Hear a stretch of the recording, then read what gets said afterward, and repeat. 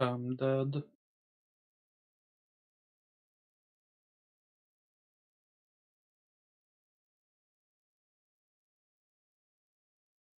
Oh no, I'm surprised you haven't killed.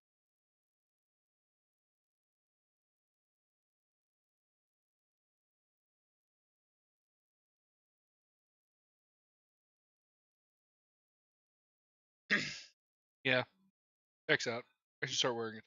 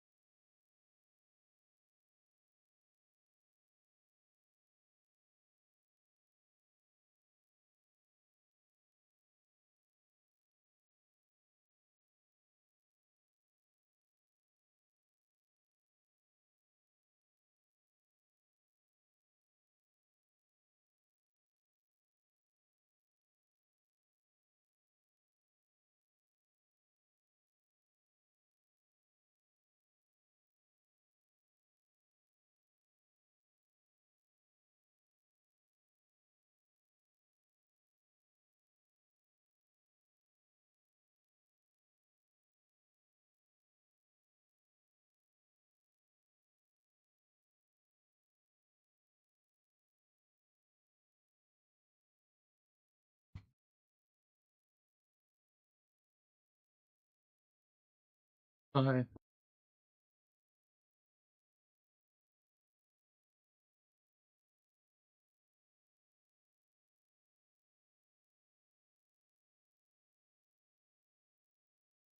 Hello, everybody. How's it going? I just got the tweet out. Should be ready for your pleasure. Do me that favor and help me out on that. Let me grab you guys today's sauce. Evanescence. Holy hell, chat.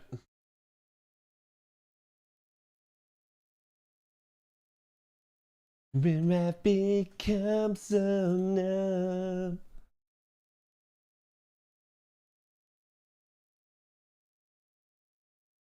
I don't think the bot's picking up YouTube again. Let me reboot le bot.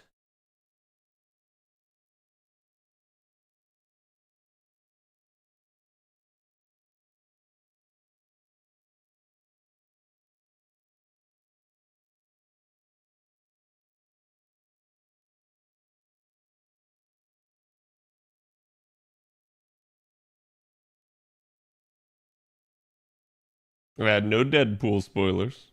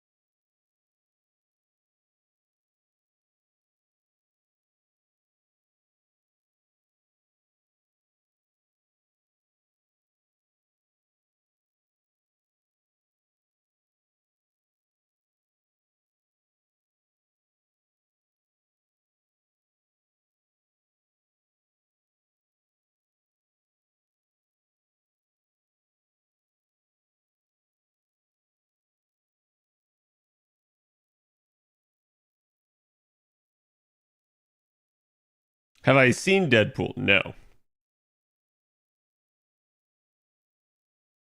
If someone on the YouTube side of things can do me a favor and send a message just so I can see.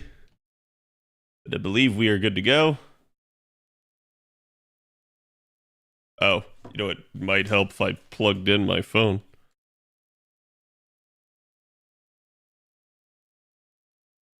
Okay, yep, I can see you guys now.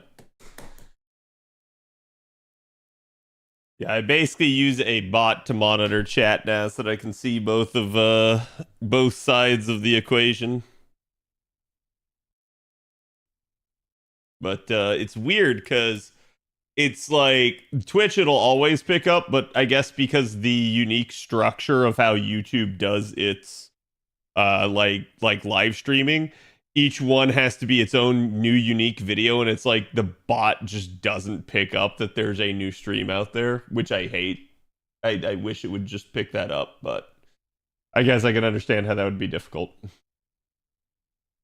Okay. We are good to go, I believe. Yep. All systems nominal. At least I hope.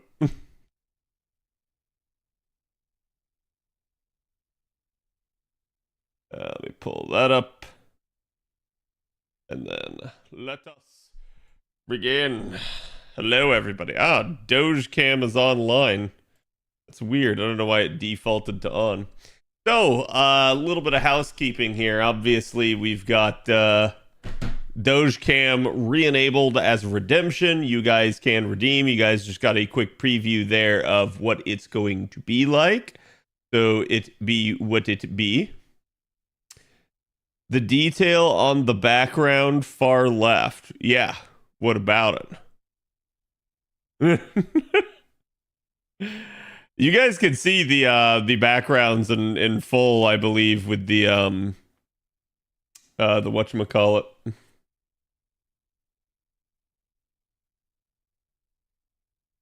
I see Burning has already redeemed it. Okay, I was just making sure that wasn't a glitch in the matrix. Bring the doges. So this weekend we had D&D, and I otherwise tried to chill out and play some games. But I'm in kind of a funk, I gotta admit, right here. I'm feeling like really just tired and lazy. I feel like a lot of that's still like just the leftovers of the back. I barely got today's video out. I barely got today's schedule out. So it is what it is. I'm going to try to make sure I get you guys the Dobrynya and Shufu video tomorrow. But naturally, we have, a bunny buff. And that kind of throws a monkey wrench into some of my plans. So we're going to be talking about that today. I did want to, address that. I'm sure chat probably thinks, based off the tweet, if you guys saw it, that I'm extremely angry and upset. I'm not really angry so much as I am disappointed, right? So we'll talk about that. I'll talk about why, because I've had a lot of people question me today as to why I feel the way I do about it. And it's been really funny because my initial reaction to the buff has been my reaction the entire day now. I woke up, saw what the buff was, and immediately thought, I don't really like that. And, in re-examining it at multiple points in the day, looking at some of the things that other people said, I still feel the way that I do. So I found that kind of funny, and definitely was a interesting thing for me. I also purchased a couple more things for stream here. You guys can't see, it's all behind the scenes stuff. I tried to work on, if you guys have noticed, sometimes my lip movement becomes sluggish, especially later in a stream. So right now it looks kind of fine, but later on I'll be like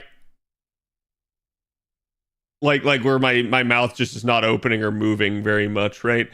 And that's one of the things that I really wanted to address, because it's what the heck is the point of having a fully mocapped and face rigged model if it's not gonna actually open its mouth? So I definitely tried to do that. Man, downloaded more RAM. No, so Part of it is vBridger, that program that we run, and the other part of it is basically phone issues potentially. So one of the things that I was looking into is to make sure that the phone doesn't overheat, because that can apparently be a thing. So I actually bought a cooling device for it, some like cheap like Chinese like attachment that I can clamp to the back of the phone, and hopefully it's going to help keep it a little bit colder. So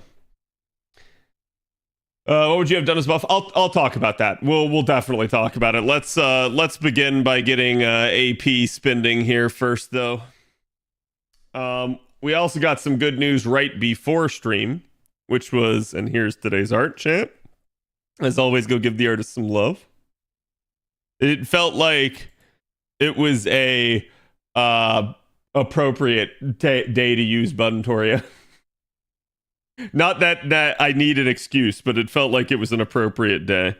Oh, hold on. Let me double check, because I didn't check to see if my phone's in Do Not Disturb.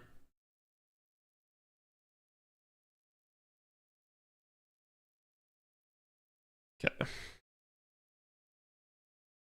There we go. Yeah, you can only cool it from the outside, basically. Most phones, like, I mean, I'm sure they have some sort of heat sink in them, but they're not very robust. And that's why your phone usually heats up over time. It's a lot of technology in a very small space. It's not very well ventilated. It's not got a lot of like capacity to actually sink anything. So it's naturally just going to build up to have a ton of heat over time, especially if you have a particularly like nasty like program or something that you're running. So for instance, a lot of the gotcha games will run your game hot for the same reason, right? But it is a thing. Oh, hold on, let's not do that. Let's do Castoria here. I forgot we are going into Ordeal Call just the second. I would like to do a demonstration for Bunny with you guys. If anyone knows a particularly good, like, I'd say like 313 node that's either like Riders or Berserkers or something like that. Either of those will work. Anonymous Gifter, thank you for the gift to Jay. Eden, thank you for the 8 months. Appreciate it. Hope you're doing good. And Minos, thank you for the 66. Hot damn. At let's see, what does that make that? 5.5 years? Jesus. I've been doing this too long. Yo games are terrible for that. I mean, I'm gonna say that in particular, like, it's a 3D game, right? So yeah, you can imagine that thing's probably pushing your phone to the max. Like, just in general, that like anything that's that robust and requiring that much processing load is going to do so.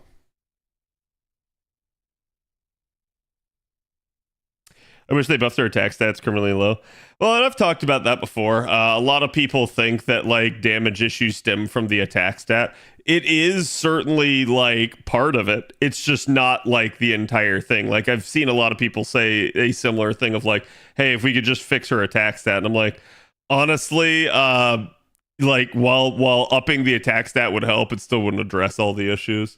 And I can talk quite a bit about why. Like, you guys know me, you know who I am, what I do, and you know who I like, right? Like, I don't, in all seriousness, I don't think there's anyone more qualified to talk about Bunny than me at this point. I've taken her into way too much content, and I have, as I'm sure Bob and Avalon can attest, definitely sat there and geeked out about different ways to try and like fix her. So to them, this is probably a conversation they've already had with me at some point in time, at least to some degree. And so in that regard, like, it's like none of this is anything new to me to kind of talk about. Let's do that and then that, just in case. One in the Hay and Kyo areas. Okay, yeah. I wanted to look for a node that would be particularly good to showcase Bunny and give you guys a nice example of like, hey, maybe here's why some of the things are that they are. Give her the seal buff. Honestly, giving her the seal buff would not be a good buff. in a weird way, while Seal's buff is strong, the nature of how it's implemented is actually somewhat limited. I had a very good chuckle as I saw somebody today say that Summer BB's card lock was just superior to Buntoria's Shuffle, based purely off the grounds that it had a 3-turn duration, and I just kind of cackled to myself when I read that, because I was just like, yeah, have fun waiting, for however many turns to get the actual cards you want to lock. So I do understand, and I do agree that like Seal has a strong skill that is definitely a concern. And I do think that somebody like Summer BB is just a strong unit in general. But yeah, I think that sort of analysis is just kind of weird.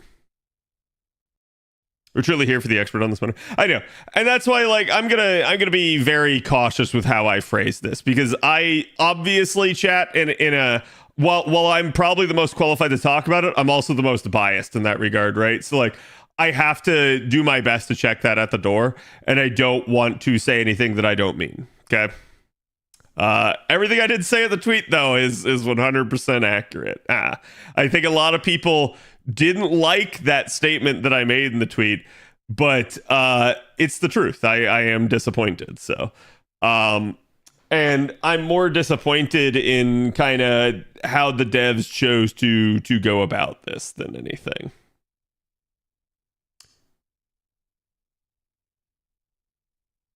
Some of y'all ain't got support splits. Otherwise, why am I seeing a event CE on what should be a normal roster here? I'm on to you, chat. Still got 9 days for a banner 2 sets. That Trubs was telling me that, and that's I actually made him like reconfirm the dates for me, because I was just like, huh? What do you mean? But yeah, it's only been 5 days since the launch of the banner. It feels like it's been longer, and so that's why it feels like to me that that there's more going on here. But yeah, no, we still have 9 days until banner 2, and we basically only then will get ordeal call. So obviously, there's still a lot of stuff up in the air. Ooh, Caliente, thank you for the 300 biddies. Appreciate it. Hope you're having a good one. It's like they don't know the difference between the 2 support lineups. Yeah, I mean, it happens all the time. It's not a big issue, right? It's just one of those things where I'm like, come on, people, please split it. Can't be me, I don't play on JP. Wow, Peanut. I've seen people with split supports that seem to just have thrown the wrong CE around. Guilty? And what do I mean by that? I certainly like just sling CEs sometimes on an event support, but those CEs are all event CEs. So it's like I just might not have them, like I might not have the bronze in the unit that actually needed bronze in the end, right? Not that it's not there and that there isn't a bronze. But if they're going to take her into a more semi-support for multi-core, they simply didn't go far enough. Yeah, I've seen a lot of people say, like, oh, I love her as a support now. And I'm like, listen, if you love her as a support now, that means you weren't fucking using her. I'm sorry, but it's like, I don't care too much about the opinions of the people that weren't using her and thought she was bad, so...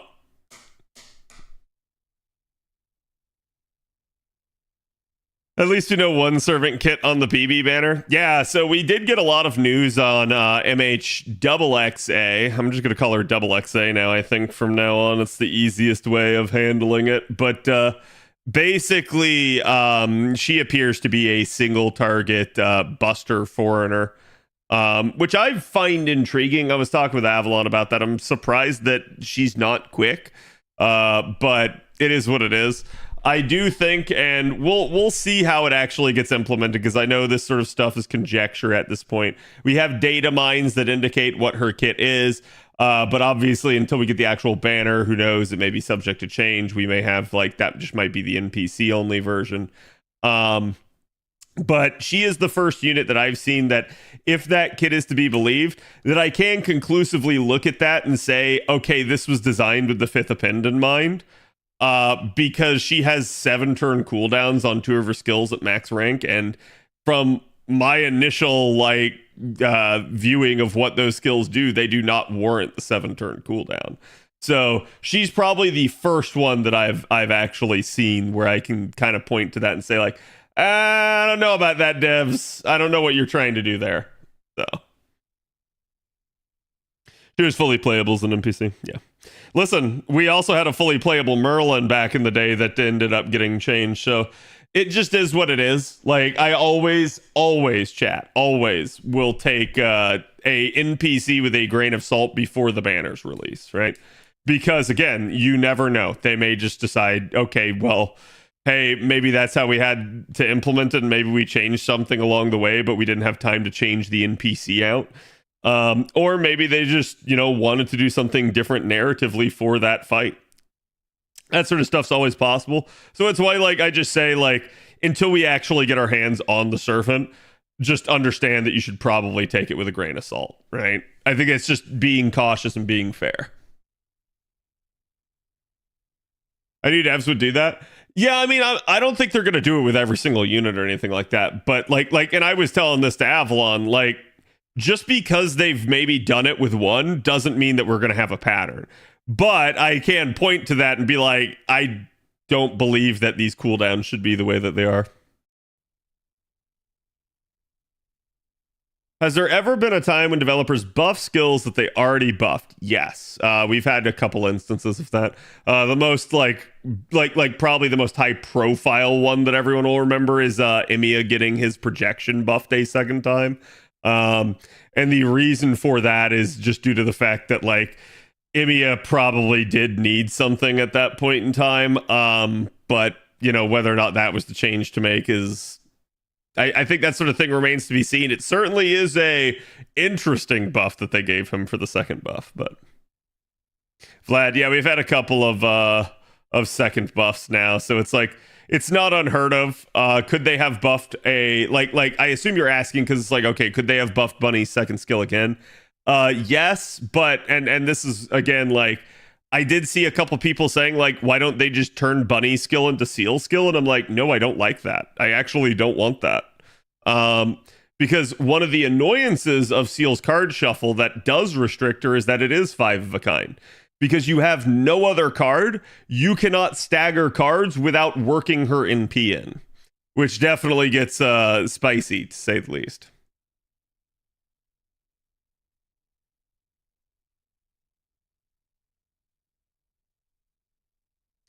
Not uncommon for a skill to be buffed twice, yeah. That's the best we can hope for, is another buff later. Right, and that's where, if I'm pessimistic on anything at this point, chat, let it be known that my pessimism comes from a standpoint where the devs should be handing out buffs like candy at this point to get units back online, and they're not doing that, so that's where that pessimism comes from. I am disheartened by buffs that don't immediately go to the heart of what is causing a unit issues, because we never know when we're getting a second buff. Chat, Bunny came out at Summer 4. Bunny got a buff the next year. Since Summer 5, we have not had a Bunny buff. So it has now been 4 years since her last buff. And that's better than a lot of units, honestly. But I think we can kind of point to that and say, okay, yeah, cool, maybe she gets buffed again in 4 more years, right? So I don't know. That's where that pessimism kind of comes from at this point. And I don't want to be that way, but it's sort of just the reality of the beast at this point. It's kind of how the devs have sort of made things work over time here. I think we would all hope that units in need ended up getting the treatment a lot faster than that.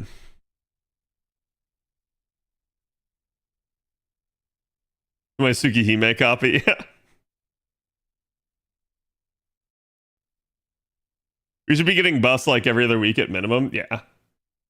No, I'm good. I don't need to get copyrighted again. We already got, so chat, I loved it because all the people that were calling out when we were doing Fate Stay Night Remastered of the opening after the end of the prologue, they're like, CAD, copyright. And I'm like, yeah, I know, I don't care, right? But we did in fact get copyright struck for that. Not like an actual strike, but just they claimed the video. So I was like, oh, it is what it is. I still like, I wanted like that particular stream at least to have the opening, because it's like, it's such an iconic opening. You got to have it at least once. So I just took the hit. I don't make my shekels, so it is what it is. They spam banners, just spam buffs with the banners. I mean, I've said that before, that it's kind of hilarious because I think the devs sit there and they look at how like a bunch of the banners aren't performing well, and I'm like, well, hey, you know what? Maybe if you buffed the unit, people would roll them again, right? Like, I do think there's the like veterancy argument, and if you have a veteran account, you're much less likely to roll on an old unit. Because odds are you've already had the banners come and go, you've had your opportunities, and you've chosen not to at that point. But yeah, I mean, definitely for newer accounts, I think the issue that they have is like when you come into the game and you go like again, you know, just to use the example, it's like, oh, well, I need a Lancer. Who do I get? You're not sitting there looking at some of the lower tier Lancers at that point. You're going to start immediately pretty much with everyone's suggestion, which is probably going to end up being Melisson. So when they wonder why their other Lancers don't sell well, they can look purely to one point and actually see that to be the blame, but somehow they don't see that. Somehow they seem to go like, oh, these other Lancers aren't popular and Melisson is. And I'm like, no, that's like backwards logic. What you should be doing is you should be assuming that there's probably a performative reason why people are not rolling for the character. Sometimes it can be likability, it can be design aesthetic and that sort of stuff, but you have to assume that, especially if the unit formerly did sell well, that is not the case. People do like the character, they do like its design, and it's rather that the character is not performing well down the stretch.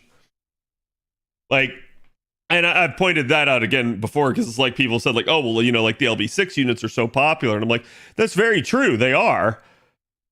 But let's be real, it's not like the older units weren't popular. That was, you know, we pointed to like Erish for years and said, listen, like, you're not giving her another version or like an upgrade or anything like that. Why not? She's insanely popular. And so, again, like, that's where I think the popularity argument ends up falling apart. Just about like almost all the like main like waifus in the game are popular. There's a ton of them. And I don't think like just hyper fixating on like 3 or 4 of them is a good strategy long term. I bet Buntoria would still sell well regardless. There are certain units that will, right? I think that's kind of shown over time, but no, honestly, I think like she sells well amongst the like the saber face loving crowd, but outside of that, I don't think so. Like I said, I see plenty of people that, like, if anything, they were going after Melt and they're pissed that they got Buntoria.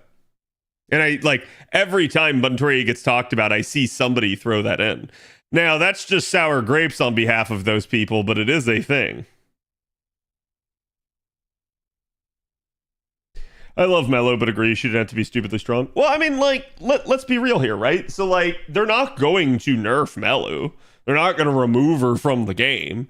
So what you have is you have an oversight. You have an issue where the developers made a unit too strong. So what do? Well, the logical answer is you start buffing the other Lancers to be stronger than Melisson. Why? Well, because Melisson still has 100% charge. She's still a Black Grail looper. So she's naturally going to be strong to begin with regardless. Add in the fact that she can change MP type. That's already ludicrously strong. And we kind of have the Space Ishtar argument again.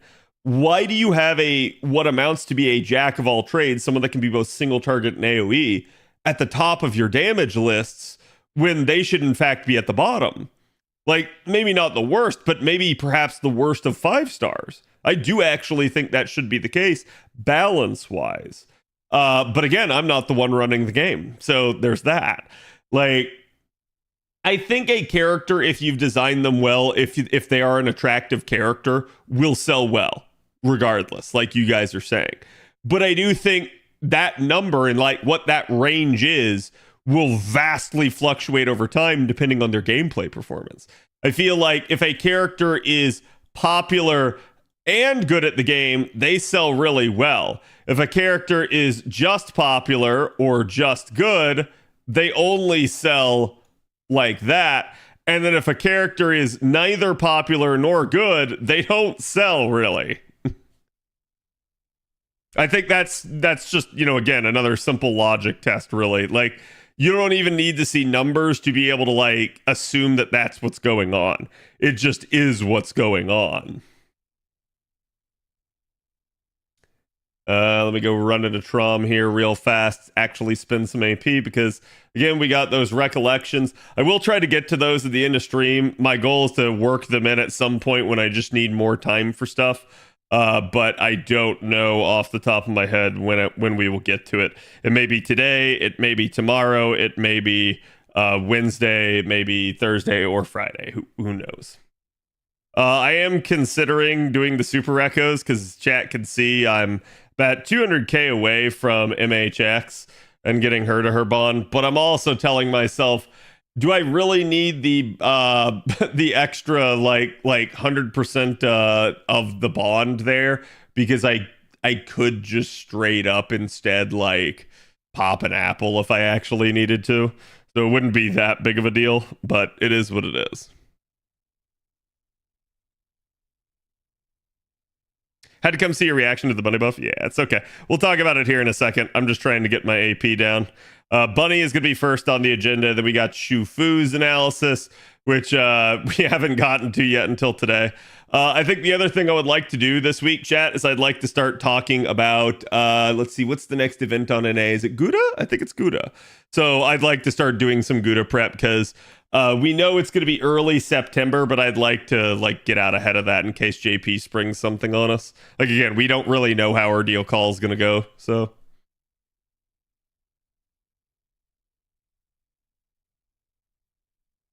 Super Recos are really not that bad. There's some easy solutions, at least for one. Oh, sweet. Yeah, if that's the case, I don't mind. I don't want to have to spend the time on it, but that's always my argument against the Super Recos is just the time is not usually worth the actual issue there. Looking forward to your Riku review. Yeah, it's going to be really funny because I do think some people that like, again, the hey, you're the 5 servants you need to roll for this year type of people are going to sit there and they're going to look at Riku and then they're going to like actually go through her kit and they're going to be like, wait, isn't she's kind of strong? What the hell? And like they're going to kind of realize that she was one of the more like underappreciated and underhyped units after all this time. Hold on, chat.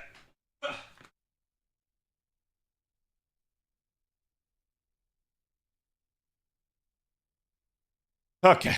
Sorry. I just wanted to open my door because it's getting hot in here. That is the one nice thing, being VTuber and not have to use my green screen. I can, like, keep my door open, and that actually ventilates the room so much better now. I just invincible comp my way through Arjuna and Tree. Tree's a little nasty because the multi-hit AoE. But you can still do it because the tree doesn't hit very hard, at least. But it is a thing.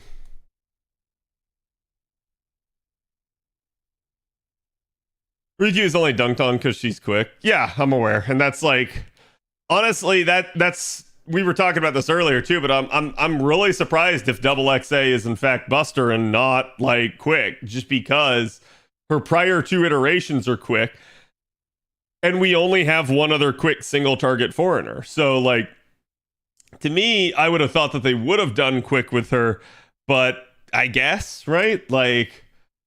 It almost seems to me like they just don't care much for quick. And like I go back and forth between like, oh, hey, what they're actually doing is biding their time, or no, I don't think they have anything in mind and they're just unsure and they're just going with what they know works and what the people want.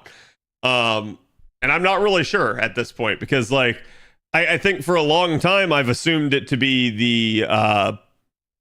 the case of like, oh, hey, they have something in the works, but you know, I don't know, right? Like, I do think like if we were to look at something like Erish, I think that was planned for probably quite a while, but at the same time, I can't say that was a good plan. That was a stupid plan. Like, they could have easily given you that Erish and still given you like a summer Erish or something, or still given you like, I don't know, like some other Rin face in the interim. So I'm really surprised that they seemingly don't have like that much foresight for these sorts of things. Quick doesn't sell, but why? I don't know. Yeah, that's it's like, Quick doesn't sell. Maybe it's because you're not doing as much to take care of it like you do with the other card types. You know what Deluxe is now? Yeah. Like I said, chat, so please understand, while quote we know, I will always like attach that asterisk there until it's released. Always. Because usually I also don't like to discuss like, what's the term I'm looking for here? Like data mines and leaks and stuff like that. At least not prior to release. I'll make kind of the exception here for the Saberface, but I don't know. I still don't want to talk about like actual story or anything like that. We tried nothing and we're all out of ideas. It does feel like that sometimes. It feels like they made the changes to the actual card and then they just kind of threw their hands up because they weren't sure. And I can say this, it may be that no matter what solution they come up with, it's not a good one. That is to say, like behind the scenes, they have all these like darts that they're throwing at the board and they kind of run through the possibility and they go like, okay, well, how would this work? And that no matter what they do, they realize that they like terribly break something, right? But I don't know.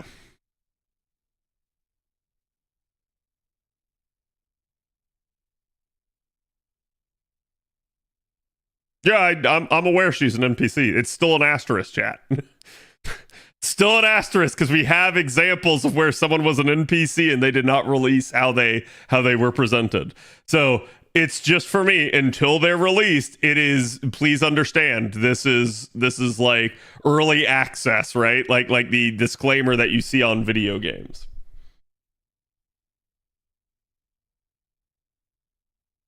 Sometimes it feels like they felt scared to buff a unit too much too. Yeah, which is kind of whack, because dear Lord, they like it feels like they're scared, they're scared, they're scared, they're scared, they're scared. Woo!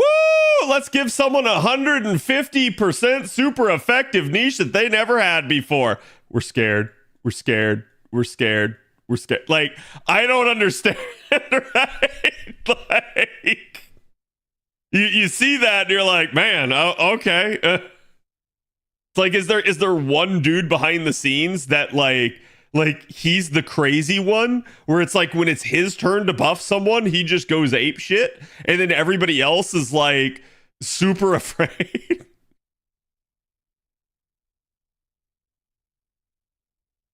What's the point of them being afraid to make someone stronger after she doesn't have multiplayer? I'm gonna be real with you. I don't see how it is that they don't have internal numbers and metrics themselves, right? Like they have to know what the numbers are when they do something.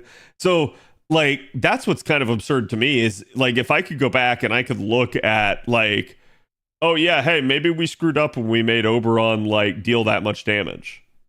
Okay. Why?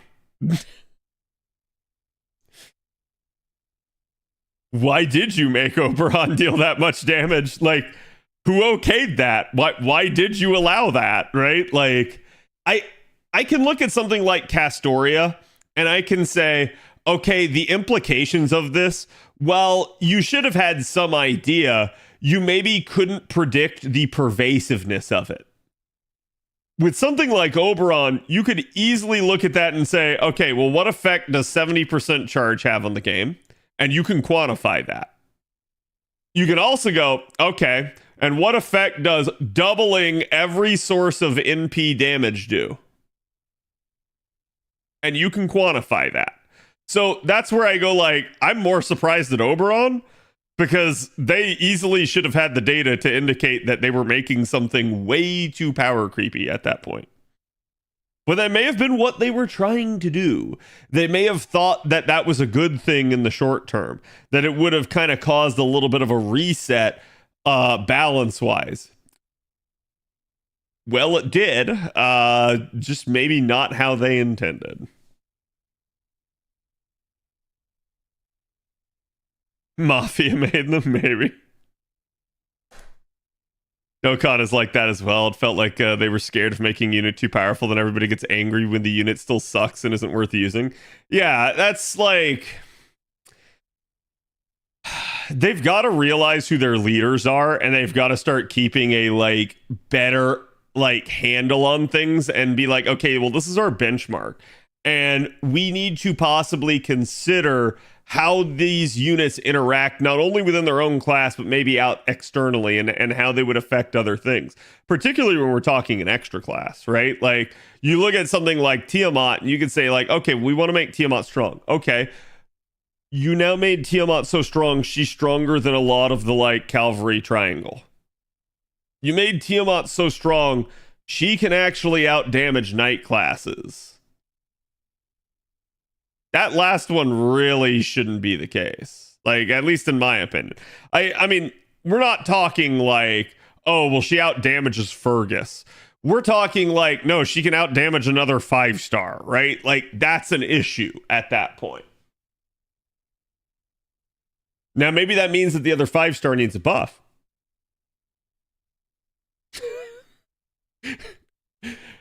Maybe at that point it's time for that buff, right? But yeah, no, I don't know, right? Like there's definitely power creep in some of these situations. Nasu and Takeuchi had a gun to Lasagna, forcing them to make Castoria plus Oberon busted. I mean, maybe, right? Like there is actually some credence to that. Like we do have past interviews where there was at least some sort of indication that like Type Moon really does have quite a bit of influence over the actual balance state of the game, which is kind of wild because it's like saying, all right, hey, we're the game designers. Okay, cool. We're the writers. Okay, writers, how should we balance the game?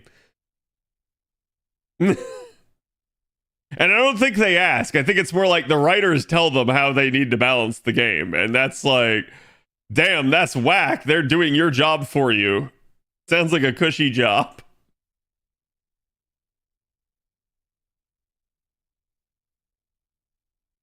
Reminded me of Summer Musashi that practically invalidated the archer class. I mean, she didn't invalidate the archer class, but yeah, like Now, let me ask you guys this. And this is a serious question, right? If you guys feel like Musashi is too strong, is it that they made Musashi too strong? Or is it that they had to in order to surpass literally Ibuki?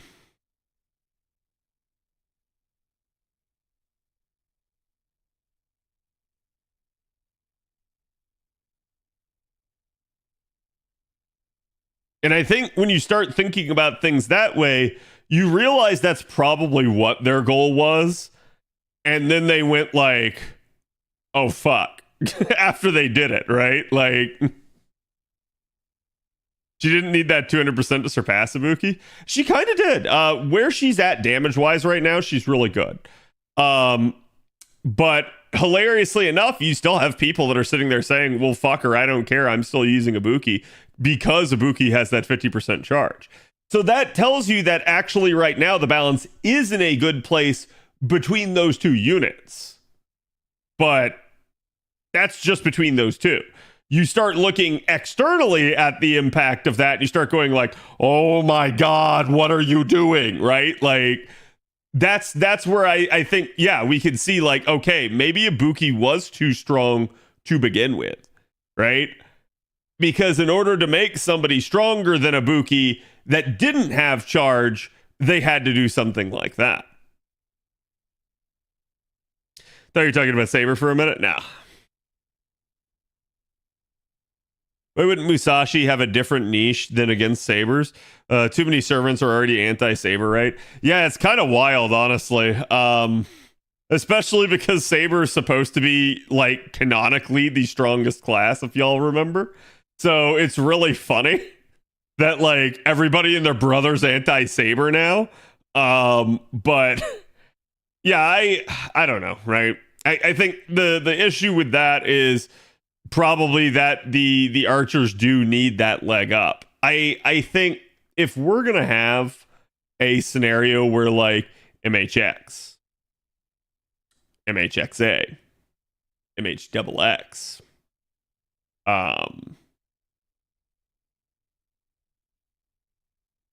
obviously Musashi at this point. Like, if we're gonna have a scenario where external units are power creeping your tried and true like actual class effectiveness, that's a sign that you need to be stronger than them, that they need to revisit that. Like, I hate to say it, they're getting to the point that because they're not buffing enough, if they truly wish to pick up the slack, they're going to have to start doing like combo buffs. They're going to have to start like either buffing multiple units at once or buffing a unit multiple times. Because some of the units are getting far enough behind that one buff is not enough. And I'm going to make the case for that tonight.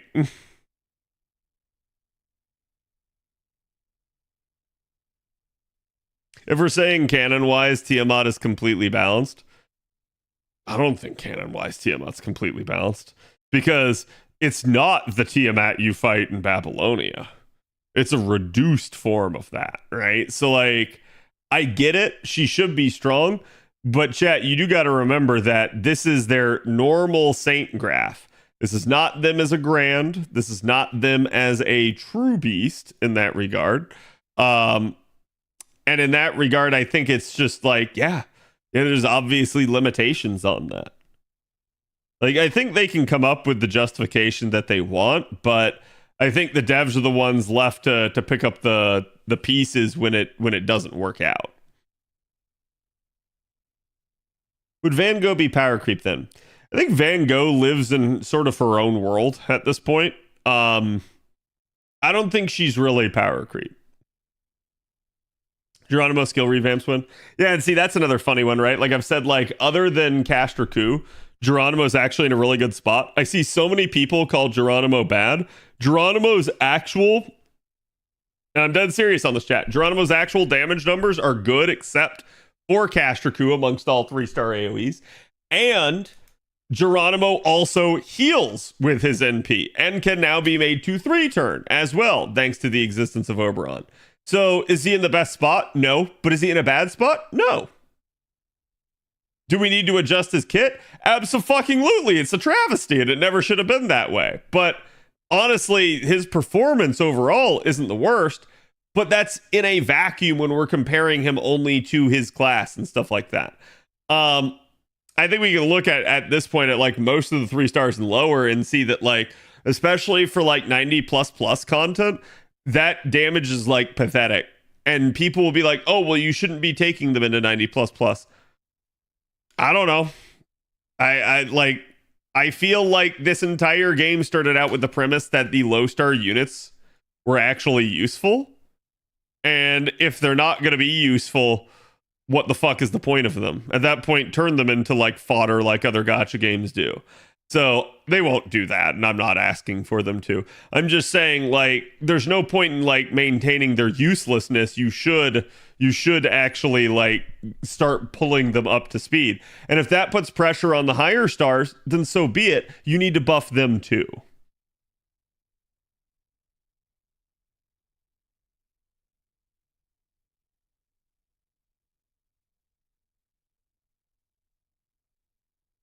She's the premier foreigner support in the game. Counterpoint. Caster Gilderay.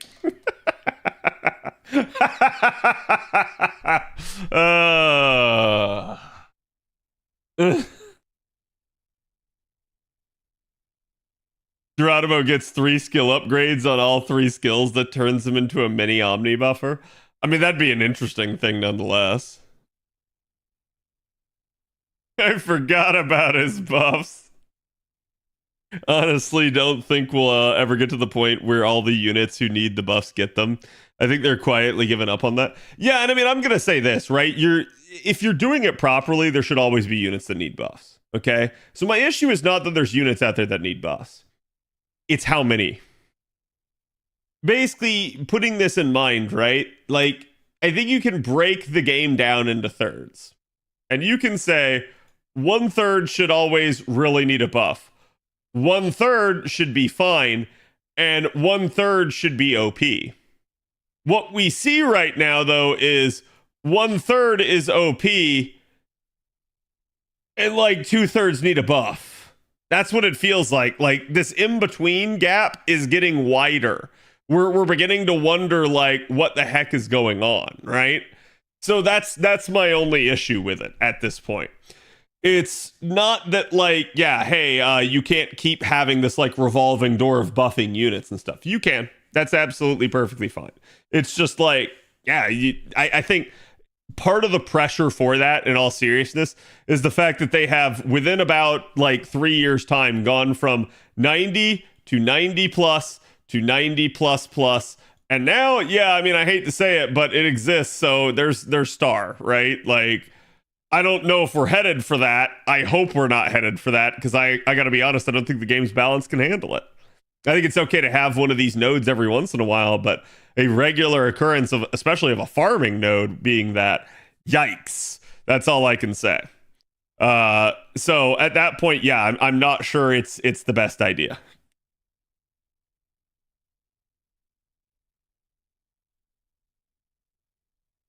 One third is also always getting larger because of roster expansion. Yeah, I agree. What is star? Oh, you haven't seen a star node? Here is a star node. Oh, sorry. Technically, this is 90 star star. Hold on to your butts, chat. Yeah, like I said, I don't think the game can really handle them doing this all the time. Shit's gonna start breaking if they do. Like, they'll eventually pull one out and it'll be like, all right, here's your 90 star star like writer node, and it's gonna be like, do you have Tez? Do you have Tiamat? Do you not? Oh, okay, you're dead. Like you're not doing it, or at least you're not doing it in a timely manner, right? I don't know. That sort of thing's gonna get like really, really spicy. I think it's Voyager floating around at the start. Yeah. Okay, chat. So let's talk Buntoria because I know chat's been waiting on this. And like I said, it's a thing. So did they actually update it? Yes, they did. So Buntoria got a banner today. Again, a lot of us I think were expecting her to get the buff originally with the anniversary, and they didn't do that. So naturally, I was disappointed there. But they ended up giving the buff to Moriarty, and Moriarty was somebody that just absolutely did need a buff. So I had no issue in the end with that, other than just again being disappointed that my waifu, who seemingly had a perfect opportunity there to get one, didn't get one. So let's revisit that. Because now they came in and they gave Bunny a buff. Now, here's where I tell you guys, chat, that on any given unit, while yes, they can second buff a skill, let me ask you guys the better question. Let me run a poll here real fast.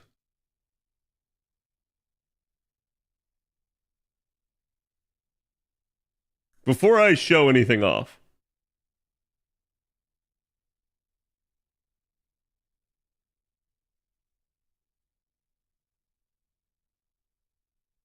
And sorry, this one's going to be a kind of complex one, so YouTube, I don't think I'm going to ask you guys, because YouTube polling is very simple.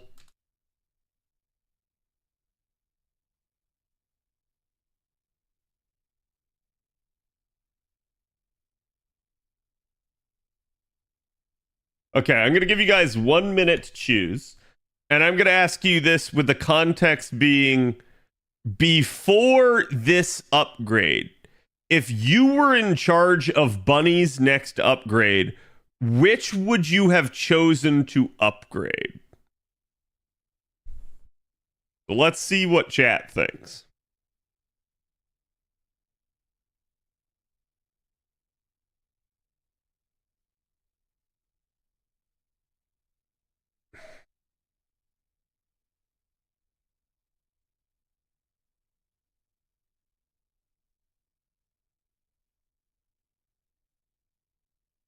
Yeah, YouTube, you can feel free to say.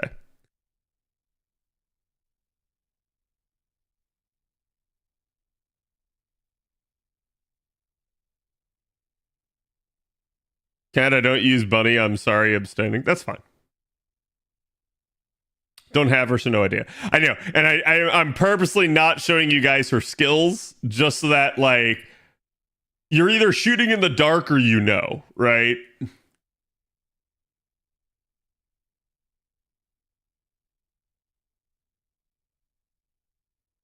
Okay, so here are the final results. Chat says 64% went with her NP. 26% went with her first skill.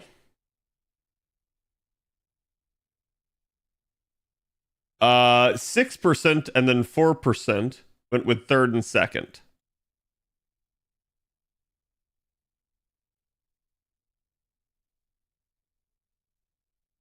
Yeah, sorry, third and then second. Okay. Now, there's no wrong answer here. But I wanted to ask this question to you guys because of exactly like we talked about. And I think, unfortunately, my prior discussions probably did skew this some. Because I did indicate to you guys that, like, yeah, we have this issue of will a unit receive another upgrade at this point in time in FGO, right? Like, it's been 4 years since Bunny's last upgrade. She's a summer unit. Summer units often don't get upgrades. So she's lucky to have even had one, let alone two. And that's where, like, a lot of people asking me why I was reacting the way I was today were kind of like, you should be lucky. You should consider yourself lucky that you even got it, right? I'm like, that's fine. I don't care. I'm a stump for this one. If this is the hill I die on, this is the hill I die on. Especially people on Twitter. Y'all got to understand, I don't complain on Twitter very often. I complain about things that happen on Twitter, but I do not complain on Twitter very often. So if you see me complaining on Twitter, it means that I actually felt the need to that one time. Okay? Now, let's talk about how I feel about chat's results here. Yeah, I think this is perfectly fine. I think we can all agree Bunny needs an NP interlude.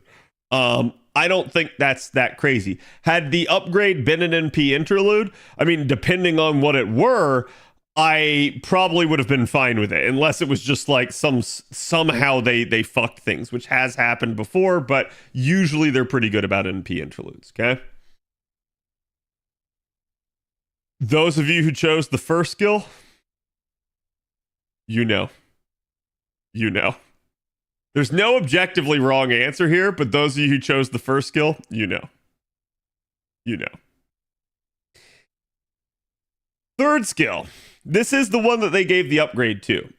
Honestly, this is the one that to me needed it the least. There's nothing wrong with the skill. The skill is actually just strong. So I'm kind of surprised that they did buff this skill. It's like, it's really weird to me to come in, look at this and see and go like, I know, I'm gonna buff the third skill. And this is an interesting one to me. I'm surprised that fourth came in last because that is not my perception of how it was on social media today. I did see a lot of people saying like, why didn't they just buff the second skill again? I don't think it was a majority or anything like that, but I definitely did see people echoing that sentiment. like I said, I'm not really a fan of taking that second skill because I saw some people say, like, hey, let's take this second skill and let's upgrade it a second time, right? And let's make it like Seal. Chat, you don't want five of a kind. Five of a kind is restrictive. Like, you do for the simple purpose of, like, if you really just want to kill the fuck out of one thing, five of a kind is great. If you don't, though, if there are any potential for there being multiple enemies, five of a kind is restrictive. It gives you all of your cards, but you now have the problem of how do you switch cards or switch targets. And the only way you're doing that is with an NP at the moment. There is obviously an exception to that rule. That exception is named Aoko, and Aoko has AoE attacks, okay? So she is definitely somebody that works really, really well in that sort of scenario, but she is, again, going to be the exception. Okay? Now, honest to God, this second skill, I think a lot of people undervalue it. I've talked about it before. If you're somebody that has never used Bunturia before, do not let anyone tell you that this skill is bad. They are idiots if they do. They have no idea what they are talking about.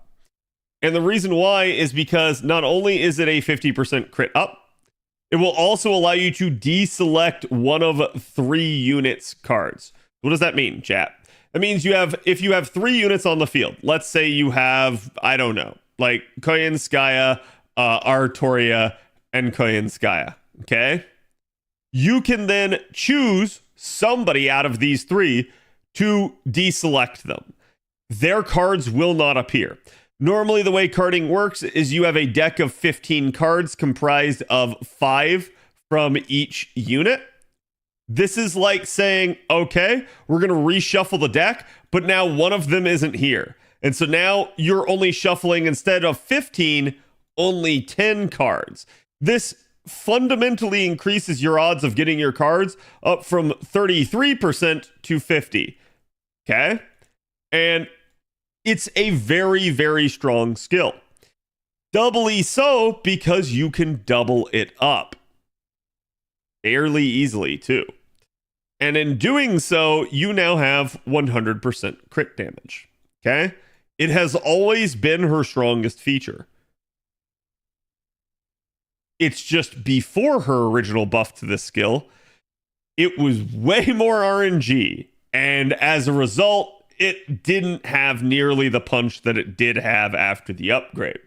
So this was a really, really strong skill. That's why, like, I would not have necessarily been a fan of upgrading it again. For the third skill, chat, the third skill was already 3 turns of attack up with a critical star absorption for 1 turn. Now, we could talk about the star absorption being a little wonky here, but there is literally nothing bad about this skill. It's on a 6-turn cooldown. You can double it up in a conventional 3-turn. Has 40% attack up, which is why, again, things like the low attack stat are actually not that big of a deal. You get to combine this with Ruler's 1.1 modifier, so this already got boosted to begin with, and then you get to combine it with having a buttload of attack up anyways. So then they come in, and what they did with this buff is they said, okay, now it's a party-wide attack for 40% for 3 turns? We now have, like, the strongest charisma buff in the game, bar none? Just out of nowhere? So, and I want to preface all of this by saying, again, like we said at the beginning of stream, I don't think this is a bad buff. I do not think, or I'm not, like, gonna look the gift horse in the mouth and be like, oh man, they should not have given her this buff. That is not what I'm saying. What I'm saying is I am disappointed in them for not addressing the actual issue with Bunturia. Bunturia still retains that issue in spite of this buff, and Bunturia does not actually get nearly as much from this buff as most people think. Chat, I'll give you a one-liner for later on that regard.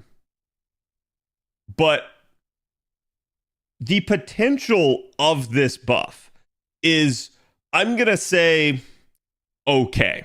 I've seen a lot of people talking about it, and they have said, like, oh, well, I really like it. I really like that it's supportive. I really like that it, now affects other people. Okay, that's fair. I agree. Where I actually find use for this is in the fact that it's going to buff the party. Here's why. I actually use Button Toria, unlike most other people on social media.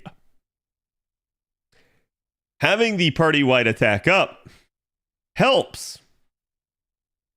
Most people are saying it's going to help for multi-damage dealer setups.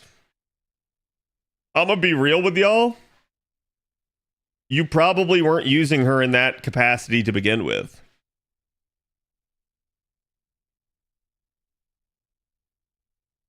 I want that to sink in for a second. You know why I say that? Because while yes, you could card shuffle, other than that and that, she wasn't bringing anything else to your party. Now, you might say, oh, well, Cad, she could take out a wave.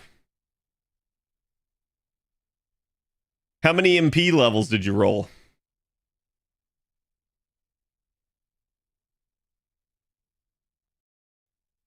And that's part of the reason I'm asking, right? Like, 4, yay? Okay, yeah. So, and the reason that I'm asking this is because, again, I think a lot of the people that are like, oh, hey, now I could use her as a support, they're probably not people that rolled her. Or if they did roll her, they didn't roll her a lot. Or they're just not somebody that naturally would use her anyways. Okay? So the reason that I'm bringing this up is because, again, yeah, it's useful, but I'm going to tell you how it's most useful. Well, I can take this party-wide attack up, and let's say we've got the Koyanskaya, Buntoria, Koyanskaya set up again. Let's say I lock out all of Koyanskaya B. And now I have 5 cards to pull from these two. And what out of the 10 cards possible I get is all Koyan cards. 5 of a kind. That's what this buff helps. This buff helps the oops, tee-hee, I got fucked. Now your support is stronger. Okay? That's what that's helping. 80% attack up and 100% crit up, GG. Yep. So, obviously, Button Toria, if you got all of her cards, she was going to handle the wave for you. But the problem occurred is what happens when you got like the supports cards instead. Now, that's why I've said before, a lot of the times I can run this in a Berserker or a Rider scenario. Why Rider? Because Koyanskaya is an assassin. So she'd be at least effective in those scenarios. Now, taking all of that into perspective, all of a sudden, now, yeah, everybody in the party is popping off because of her. But if you start putting her into a multiple damage dealer setup, you're not doubling up her stuff, probably. You're instead making the other unit the focus. Why? Because the most effective way to use Bunny would be to give her all of the focus. Now, I have seen a couple people say like, okay, well, you could do time attack stuff, and I'm going to say, that's cool. It's my same argument as always. I don't really care about the time attack stuff. Okay? With that in mind, this is the other thing I'm going to point out. People saying, oh, well, this now makes her better for challenge? Chat, she was already really good in challenge content. That was never her issue. If you guys think she needed a challenge upgrade, oh boy, what if I told you that she actually has the highest effective HP in the game? Now, that's a jargony term, but what does it mean? It means she actually has the true second highest in the entire game. But she's higher than the first, who is actually Janako. Because Janako is a moon cancer and Bunny is a ruler. So Bunny soaks half. So she actually has the highest effective in the game. The only person that can truly surpass her is basically King Protea after a couple of turns of madness. Okay? So she already had that. She was already a ruler. And chat, she does have an actual hard evasion. She does have a hard survival skill in her kit. That's absurd. She is extremely tanky and extremely survivable. Always has been. Always will be. Add in the critical support of the second skill. She didn't need any help in challenge content. She shits on challenge content most of the time. How do I know? Well, for starters, I've used her quite a bit. The only thing that's the bane of her existence is Avengers and Berserkers. That's it. Okay? So, when we start to consider all of that, I don't really think she needed this upgrade. But I'll take it. And you know why, chat? Let's, instead of looking on the pessimistic side, let's look on the optimistic side. They just set up my waifu to be Altera 2.0. Chat, have I ever told you the story of Darth Altera the Wise? You see, Lysingle feared her power so much that they chose not to give her the thing that she needed. They over and over and over again decided to buff her in every other way than the one way in which she needed. And then finally, they gave her the thing that she needed because they couldn't avoid it any longer. And all of a sudden, Darth Altera became the strongest AoE saber. That's what they're setting up Buntoria to be if they keep up this stupidity. What do I mean? Well, let's take a look at this. So, what would I have buffed? Chat has asked me that, right? Well, there's two possibilities. I did tell you guys, yeah, the NP is one of them I would have buffed. I still think she needs this. This buff does not change that. She's still in dire need of an NP upgrade. But I'm going to be real with y'all. This must change. Must. You know why? Do you know why, chat?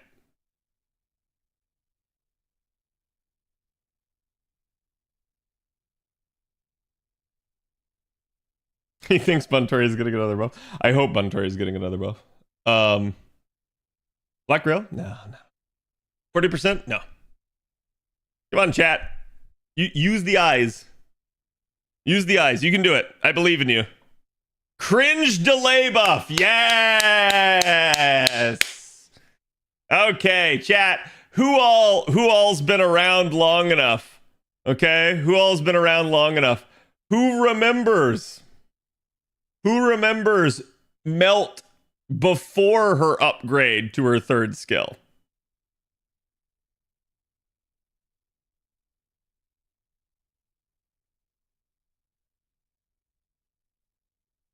Yeah?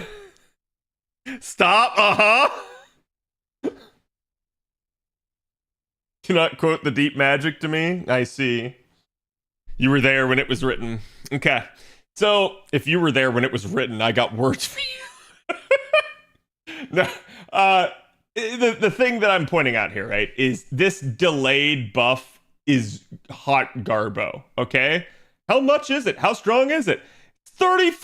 It's 30 freaking percent, chat. So let's put something into context right now. They just gave Bunny a 30% upgrade. Right? They just gave her that.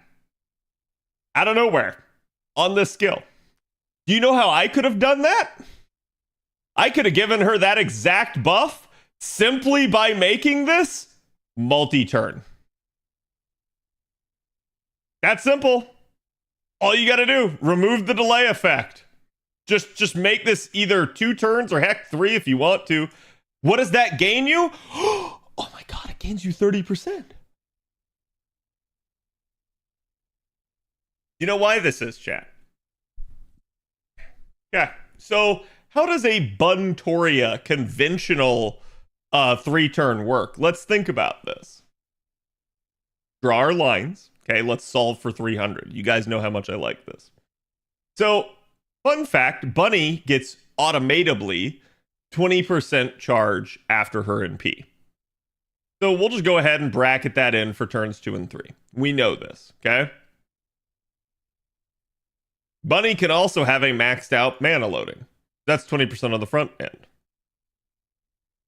Well, Royal Bunny is on a 6-turn cooldown, so in a double Koyan Skya setup, we're getting it on turns 1 and 3. So boom, and boom. Okay. Now what? Well, Oberon's 3rd skill. Sorry. Oberon's 2nd skill. Right here, right? We didn't need it now because this is now over 100, so we're good. And we've got double Koyan. So I guess we do that here. Unfortunately, we're at 120. We're good, but we're overkill. So that still leaves 20% from Oberon. And the reason that I'm saying this, just for demonstrative purposes, chat, because that's interesting. We're 20% shy of being a Black Grail Looper, and we wasted 20%. We actually wasted 10 here as well. So we've wasted 30%, and we're 20% shy of being a Black Grail Looper. So this is textbook case of like an Artoria getting screwed by the current Koyan Skya setup. OG Artoria gets screwed this way. Mordred gets screwed this way. Lartoria gets screwed this way. Like, it's a thing. Unfortunately, if you're a buster unit that has charge after your NP, you get screwed by the Koyan Skya setup. With one exception. Anyone care to guess who that one exception is?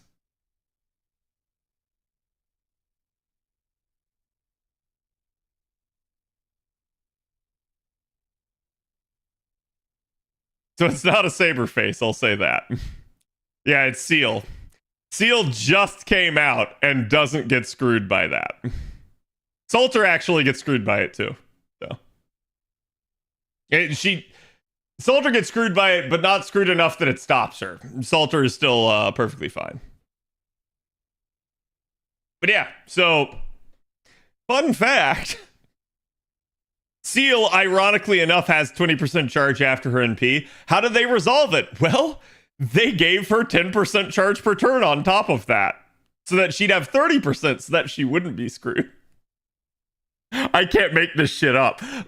So, okay, regardless of that, right? Because that's getting into bias territory. The entire point of all this is to demonstrate to you guys, right there, these 240%, that's your bunny jump.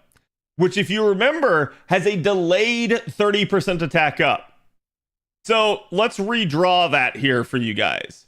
If this is turn 1, this is turn 2, and this is turn 3, and you have a 40% here and a 40% here, where are you receiving the delay attack up? Well, you're receiving it right here and right... Oh. Yeah. That's how shit this skill is. In a conventional 3-turn, you only get it on turn 2. But Cad, you say, what about the 5th append? Well, I'm so glad you mentioned that, diligent chatter. So here's your 5th append, skill reloading. What's that gonna do? Well, that's gonna take Royal Bunny from 6 turns to 5. Okay. Well, now we can double pop it, right? So we can get it in turns 1 and 2, right? Well, let's think about that. All right, let's work out the charge. So we know we've got 20%. Well, we'll assume 20% on the front end from having the mana loading in addition maxed out, but you know, it is what it is. We're going for if it's possible, right? So, well, that's interesting. Now we would have 40% here and here, if that's the case. I don't know. Do we what do we do with this? Well, like I guess we use Oberon's entire 70% here. We only get to 90%. So right off the bat, this is not possible.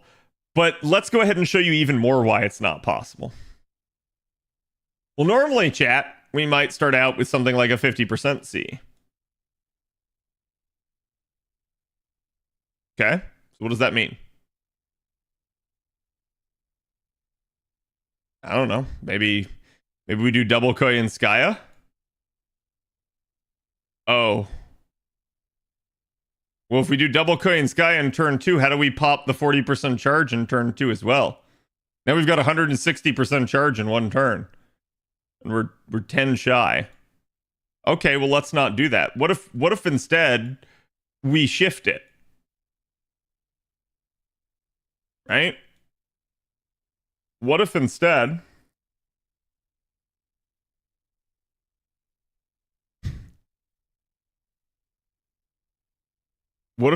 we do the 40% turn 1 and then we do a Koyan turn 1? Now you can do it, right? Well, you took the 6 turn cooldown. It became 5 because of your 5th append. And you reduced it by 2 more. So it's now 3. You go to turn 2 and it's now 2. And so what do we do? Well, we're going to pop the Koyan Skya, right? Fair. That'd be a way to do it. Now we get the 40%. Okay, that works. Yeah, there's no 80% charger in the game.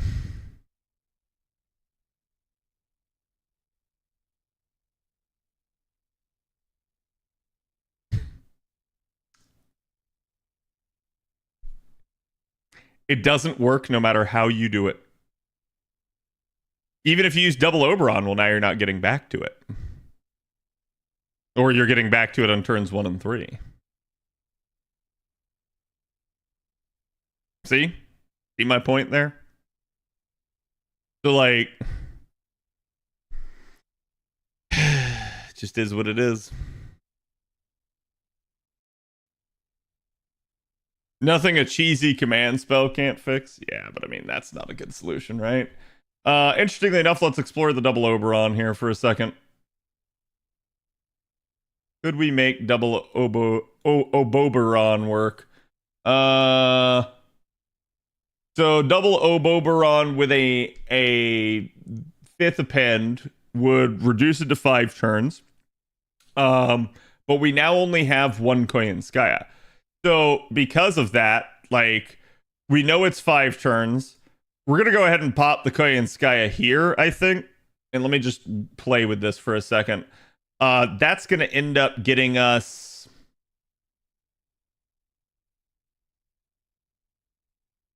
basically down to 3, which then when we move to the next turn, now we're at 2. Yeah, it's still...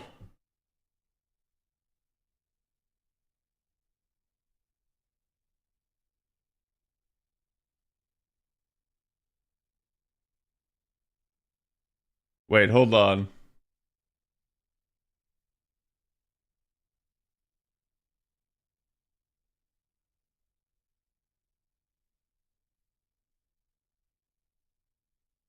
Over on Drain's Cat? No, you guys are focused on the Drain. I'm trying to work out the charge cooldown in my head. Because, like... No, it already has to be a 5-turn cooldown. Okay, yeah, so a 6-turn cooldown doesn't work. I was trying to remember my rules about the 5th append. Yeah, so that's what I was thinking, is we might be able to get away with it, but no, we can't. So it doesn't matter. That's basically your issue there. Essentially, you're not getting back to the 40% charge, you're losing out on it. But yeah, so there's no way to currently make Royal Bunny work correctly in a conventional 3-turn. Fifth Append came out and it still doesn't work correctly because of how shit it's designed. The only solution is to actually come and fix this. It cannot remain the way it is for her to be able to actually gain benefit from it on any turn other than the second. That's the issue that we're having at this current point in time. Okay? So I think it's dumb. I don't think it should be this way. You run Black Girl Artoria with Summer Kuro? Yeah, I'm gonna be real with y'all at this point, chat. Any of y'all want to run Summer Kuro? Like, I think it'll be a thing when she comes to NA next year. Like, people are gonna get excited about it again. And very quickly, I think the vast majority of people are gonna go, I don't want to do this. I'm dead serious. I think the vast majority of people are gonna go, nope. It's either gonna be a party cost issue or it's just too damn involved. For me, maybe once. Yeah, like you'll occasionally find yourself doing it. It's just not going to be a consistent thing, right? So I was done with her day one. Yeah, I think both you and I were in that regard. Anyone that tried to sit down and math all that shit out, you realize just how quickly, like, yeah, this works, but holy shit, no one wants to think about this. I'll do what I need to for my wife. Yeah.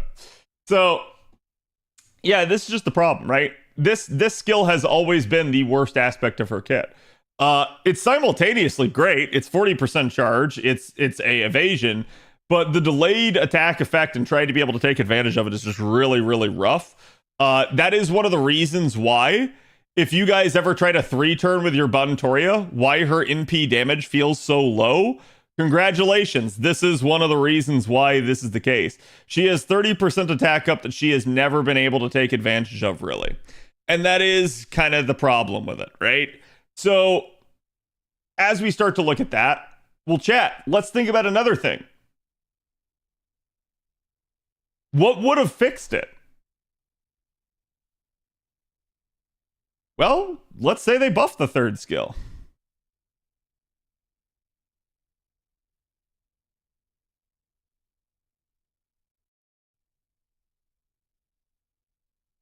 %10 charge. Let's say they buff the NP. Change this to 30.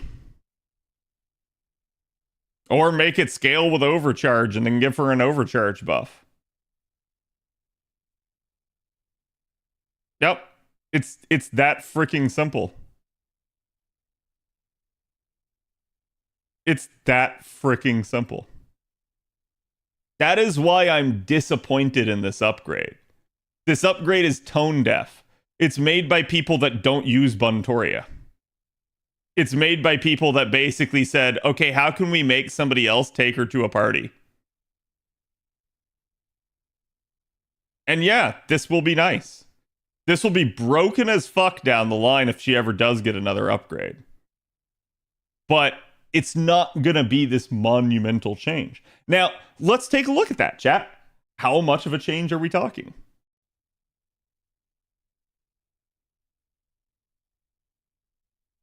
So here's Buntoria's old numbers. Okay? These are the old numbers, pre-buff. So this is her in an actual setting. These are neutral, but I mean, let's be real. It's a ruler, so you could expect that the majority of the time. So 183 is okay. It's enough that we're gonna be able to take out some waves, but let's be honest here, that's not a whole lot. Okay? Most units in the game now, they're gonna be over 200. And here is her new numbers. So, chat, if we were to put them side by side, we can pretty much say, okay, we might as well call her Warhammer.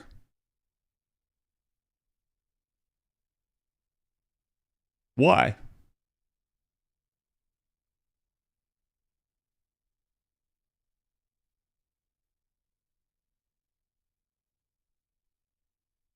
because she got buffed by 40k.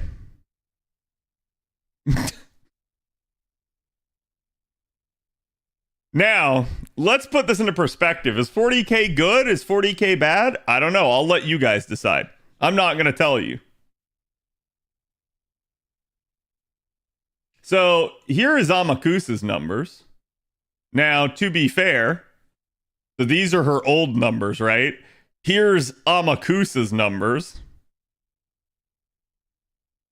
A little bit spicy, but the issue with Amakusa is basically Amakusa, and actually, I'm not even sure this is correct because I think Amakusa's best scenario is a 60% C, but yeah, I don't remember. I'd have to work that one out in my head, but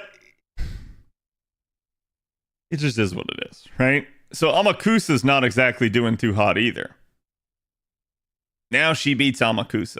Well, that's nice. I'm glad she at least beats the guy that completely buff removes.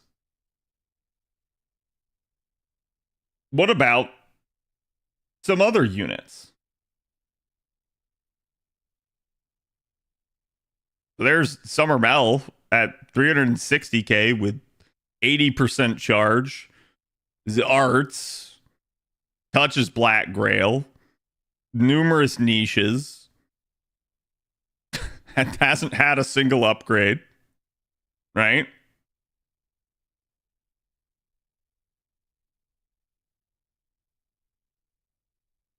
Yeah, I think Amakusa can do the 60%. Chat would have to look into that. Fair enough. Who's better than Summer Mel? Well, there's Karen, double Summer Scotty and a Black Grail.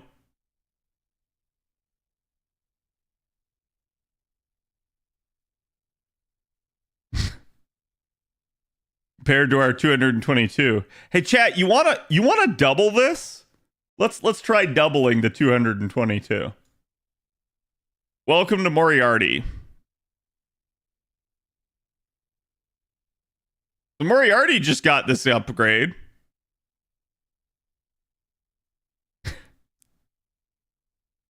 You tell me if you think 40k from 180 was enough. The only way I can really tolerate this buff, in all seriousness, chat, it's only with the possibility of there being more buffs in the future.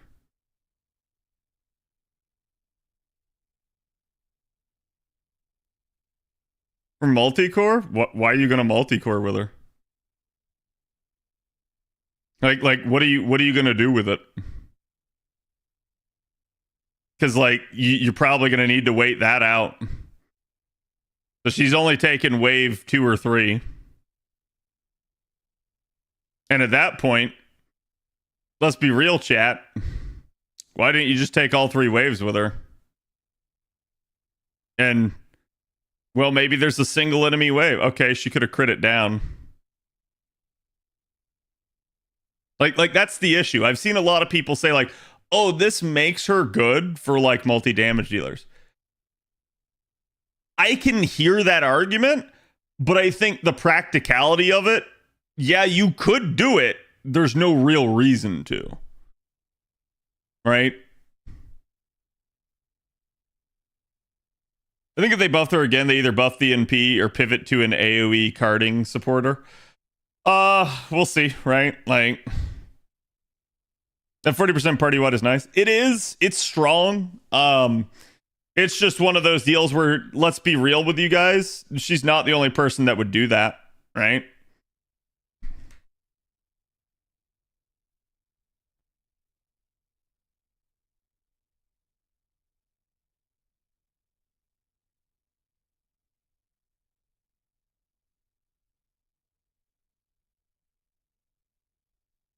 And Liz also has buff removal and defense down 20%.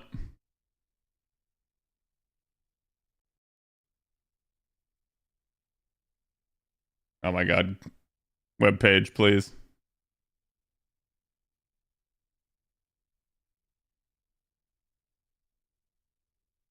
Drain. Divinity.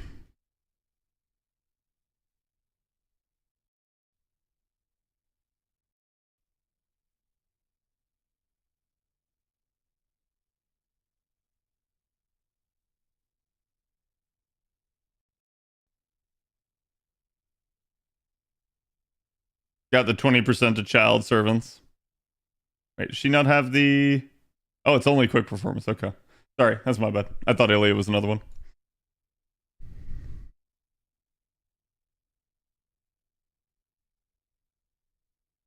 Esports Liz is really nice. Yeah, I mean, like, don't get me wrong. Is it a nice thing she gets the 40%? Yes.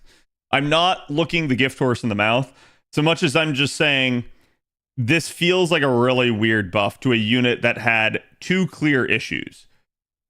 Clear issue number one, delay. That makes her clunky and not work well in the Koyanskaya system. Clear issue number two, damage. And while they did give her a 30% steroid out of nowhere, this did not impact her damage very much. And chat, there's a part of a reason why. They actually wanted to impact her damage more. Instead of making this buster, they actually should have made this MP damage. But I will say this, I'd take the buster over NP damage simply due to the fact that it's going to impact carding. If we had gone the MP damage one, though, it would have scaled better. Why? Well, she already has buster in her kit. It's already one of the things. NP damage is one of the few things she didn't have. And this is every NP before the NP, by the way. Get rid of that delay and increase charge. Yeah, I mean, I think that's like the idyllic buff would have been make this 50% and basically get rid of the delay, and you'd be solid. It would now work with the fifth append, and she would basically have even more charge to go around. Let me think about that. So how would that...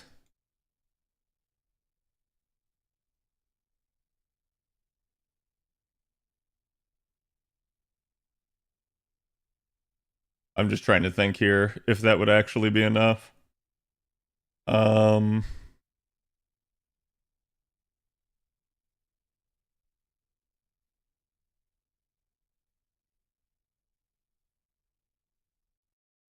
No, still be shy. Still be shy. Yeah. Wouldn't let her touch Black Grail, which... And I'll be real with you guys. Like, that is the commonality amongst all of these, right? So here's Ruler Arturia, and here's Amakusa. Both of them have really low damage numbers. Why? Their starting Cs are 50% at best, right? Then you get to Summer Melt, Black Grail. Karen, Black Grail. Young Moriarty, Black Grail. That's part of the reason their damage numbers are so strong. So, it is what it is.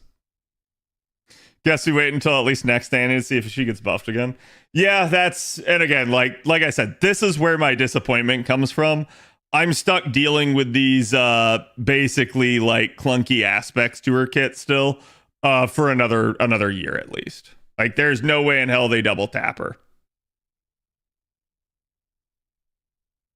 Just think about the delayed buff, it's just scuffed. Yeah, I agree. And that's like... I'm not asking for them to make her broken. I'm just asking for them to help out with some of this issue. Because, like, to me, it really does feel like they didn't really look at her. They looked at, oh, well, we just brought Seal into the game. How can we make Buntoria useful to comps again? Rather than, what do we need to fix with Buntoria? And I hate to say it, but I feel like usually fixing the unit's always going to be the better solution, bar none, right?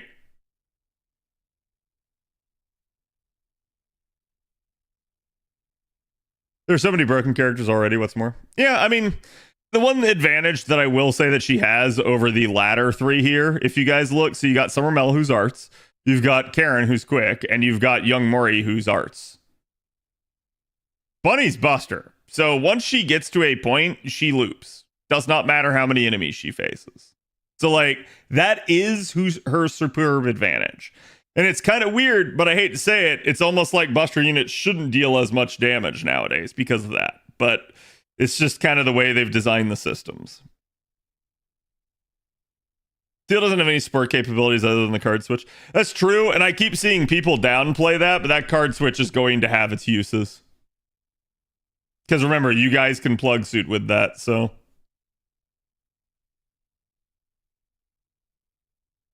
Yo, you're a VTuber now? Always have been. What do you mean?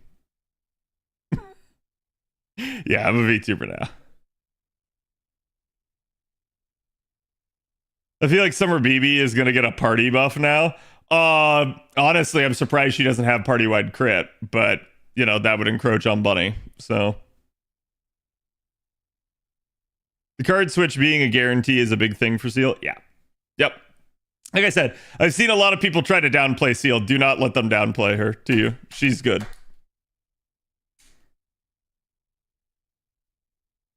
I just don't see how that justifies pushing Bunny towards support.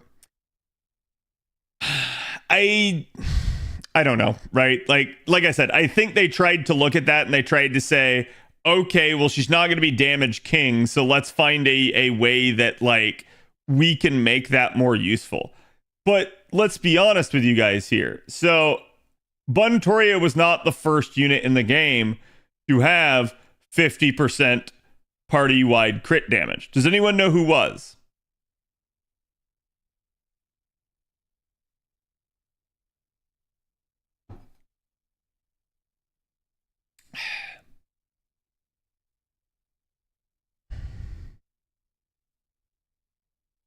Oki? Yep. Osaka Bahime. Osaka Bahime was the first unit in the game to have it. Then they gave it to let me think. Memory serves Boudica. And then they gave it to Bunny as part of her kit. And since Bunny has gotten it, we've started to see a whole bunch of units that now have party-wide crit for some reason.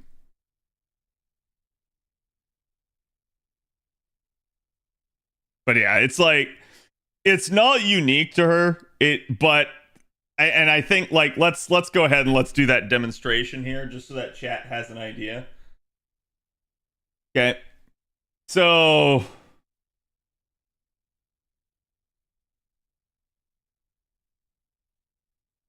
I have no idea if one of these is a 313.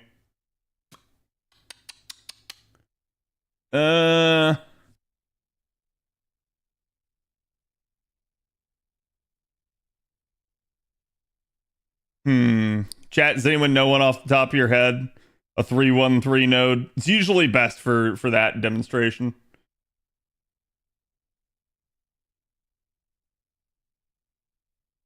Anyone farming anything that's 313? I don't even care if it's Berserker or not.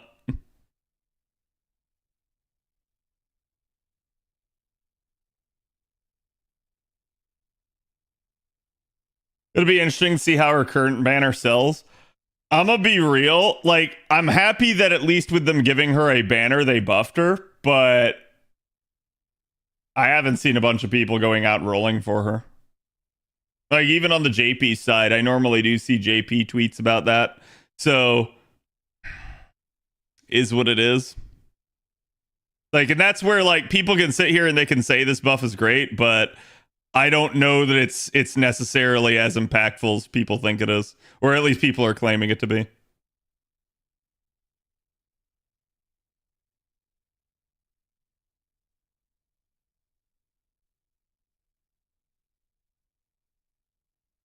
Or do you call 3 banners are too hype? How do you know? For all you know, you don't care about anyone in Ordeal Call 3.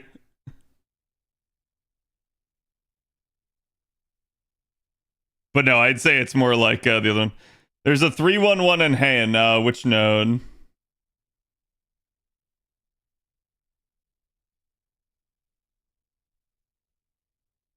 Ba-da-da-da-da.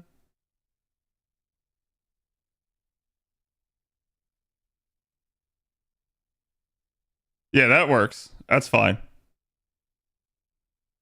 Hyaki Yako.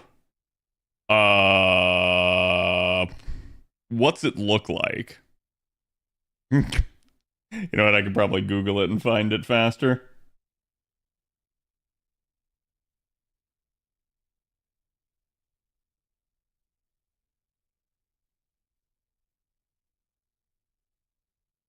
Oh, Game Press, you would not give me the icon.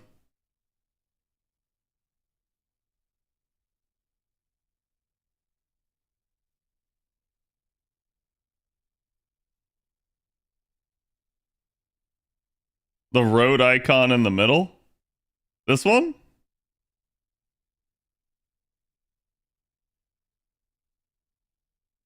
Not the big one, the one on the right?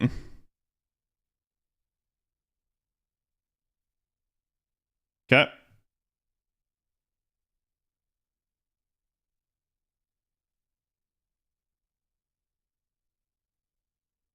I don't care if I have event C's on. It's no problem. So again, I have already done the buff, so I do already have it unlocked, right? Is it going to make a difference? Hell yeah. It's going to make a difference on mine. Absolutely going to make a difference on mine. But if it makes a difference on anyone's, it should be mine at that point because, again, like, I have a super one. Okay, so again, you guys can see I normally start her out with a 50%. It's just kind of what I have to do. Because, again, she's just shy and you end up needing very, certain sets of circumstances for things to work. But you guys can now see this now that 3-turn duration. So naturally, she gets that and still gets all the effects, but everybody else in the party gets the attack up. And like you guys can see, you could actually play with this some. So for instance, like I could do this and then I could basically end up shuffling either now or later, because you can shuffle on turns 1 and 2 or 2 and 3 at no consequence to yourself. The only issue is, what turn do you need to crit? And the reason I ask you that is because logically, you want to double up as fast as possible to get the 100% party-wide crit. That's usually where it benefits you. Okay? That's usually where you start to get really, really strong. So we're just going to go ahead and shuffle because I'm confident that we'll win either way. But I'm not going to end up popping anything else. We're just going to go ahead and basically NP and let her showcase a little bit of some of her not neutral damage.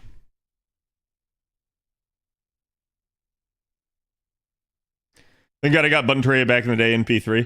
Yeah, and I'm gonna be real with y'all. I don't think this buff is actually going to stop your like NP1 Button Terraria from still having lackluster damage, right? It certainly helps, but I think it's like the nodes have, in the past 5 years progressed so much that I think it's just still going to be a thing. So now we're up against a single enemy. I can go ahead and I can double pop the charge skills here. And you'll notice, oh, look at that. That gets me back. So we're just going to go ahead and pop the shuffle a second time. I won't have a shuffle for the third turn, but I'm going to be real with y'all. I ain't going to need it. So we're going to go ahead and we're just going to basically... Yeah, I mean, I'll actually invert the cards just for even more damage. That was the... quick than the arts, and that's the buster. You guys saw the buster there just carded for about 500k plus. Yeah, I'm gonna be real with y'all. If people think that you can't like card crit your way through nodes, they're not paying attention is all I can say. And then we're gonna be able to double that up again, and you guys can see I would, in theory, have this, but there's no actual reason to utilize it. It's a delayed buff. I get nothing actually from it. So that is the hilarious nature of farming with her at the moment, is that if you do crit down a wave, odds are you don't need anything. Let's chat. Let's see. Will the 200k work?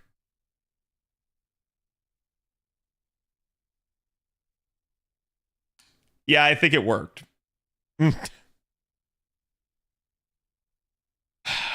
Now, is your bunny going to be able to do something like this? Well, mine's gold fode, mine's NP5, mine's 120.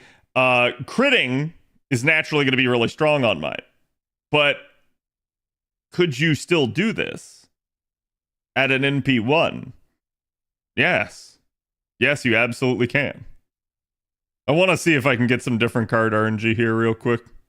Just show it one more time. And that's without a crit C? Oh yeah, this is just cranking that I have on. It's just a maxed out cranking, chat. Just cranking teehee. So again, that's all I did was I basically front loaded the crit damage because I knew. So I took a calculated risk and said like, oh, I'm either going to have the cards or I'm not. It is what it is. There's no real skin off my back. And I basically just did it. Against Berserkers, yeah. Against other classes, maybe. Honestly, it's a lot easier than you think. 100% crit damage is a hell of a drug. Doubly in a double Koyan Sky setup. Like, if you can get those Buster cards, you're pretty solid.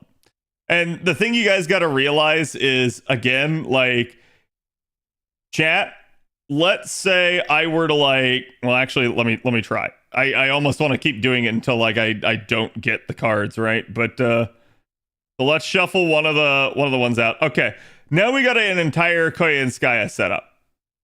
Let me ask you, chat, do you think it's gonna kill?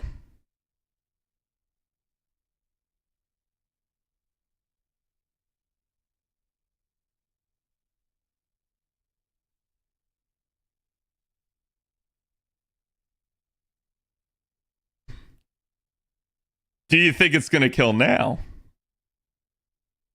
You might be surprised. Now this is a 120, so this isn't even fair. I should have locked out the other one's cards, but yeah. That's 2 cards. That's 3. That's your extra. Yeah, this didn't just kill. This killed the fuck out of it. Okay?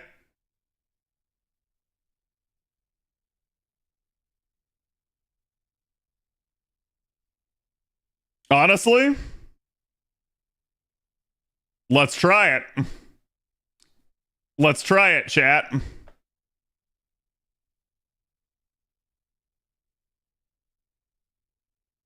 As a level 90 Koyan Skya.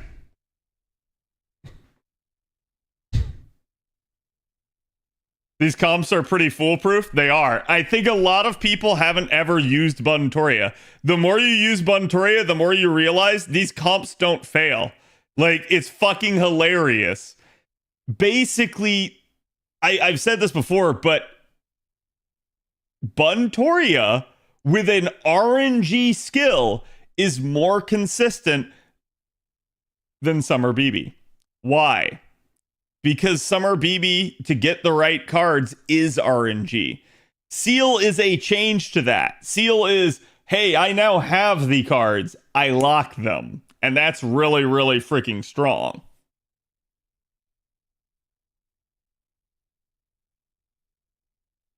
I like using Bunny. Yep. You're getting Cad in his Nero Fest Lotto? Yes.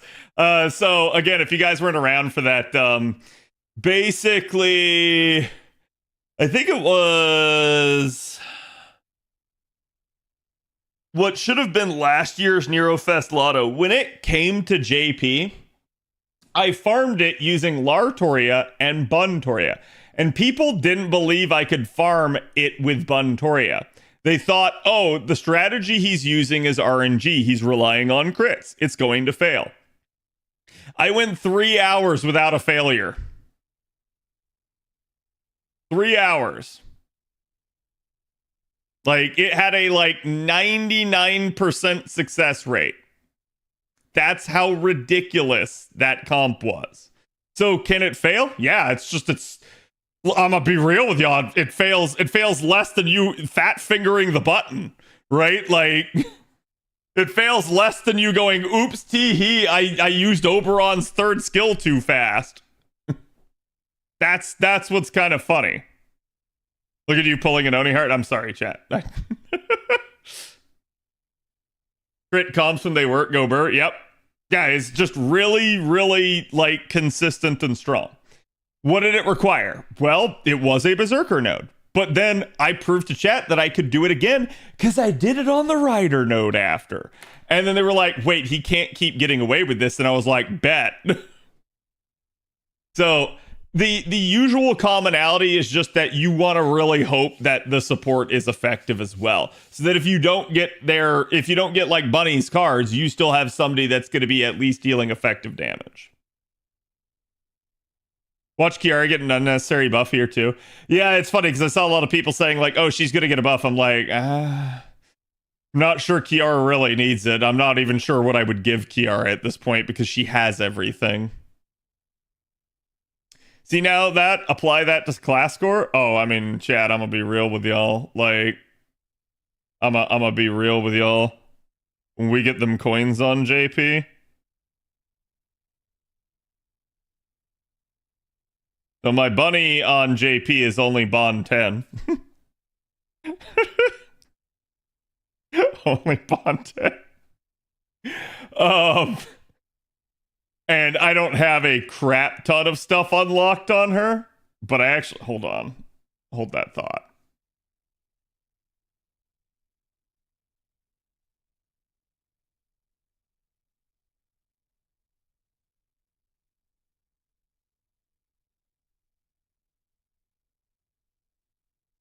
Let's do that.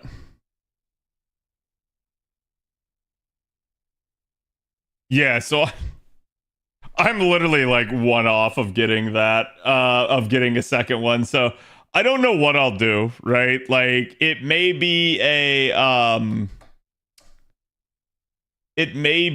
crit one for her.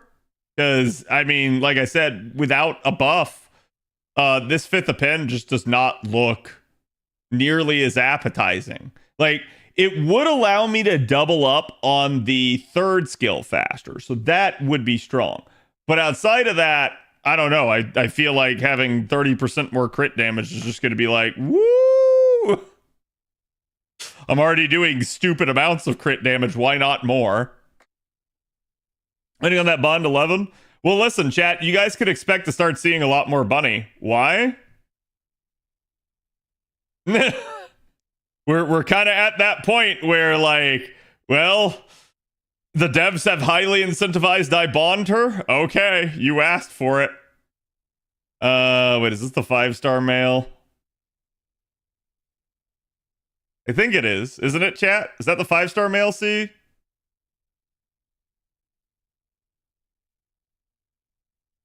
Because so we'll use Mac here. Yee? Okay. Excellent. Blah, blah, blah, blah, blah. Yeah, and I mean, there's nothing stopping you from still just like slotting in an Oberon in the background. But you know what I'm gonna do?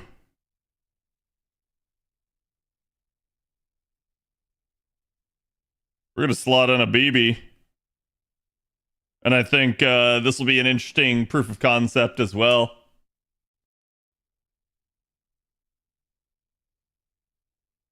Ba-dum-bum. BB Chanuru? Oh no, not BB. Yes, BB. This is just me selling out. When you have 2 card shuffles, chat, like, oh yeah, that's a thing, chat. That's a thing. We don't know if that's going to be a unit or not. I hate to say it. I get the feeling it might be a skin. I don't want it to be, but I get the feeling it's going to be a skin. Okay. So it's just a single enemy. Let's see what we can do. How much can we ramp?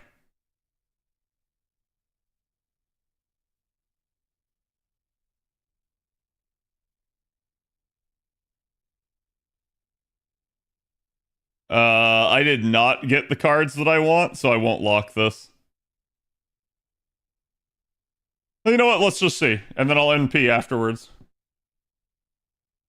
Okay, so not enough to actually crit kill, but it is turn 1. This is her weakest turn.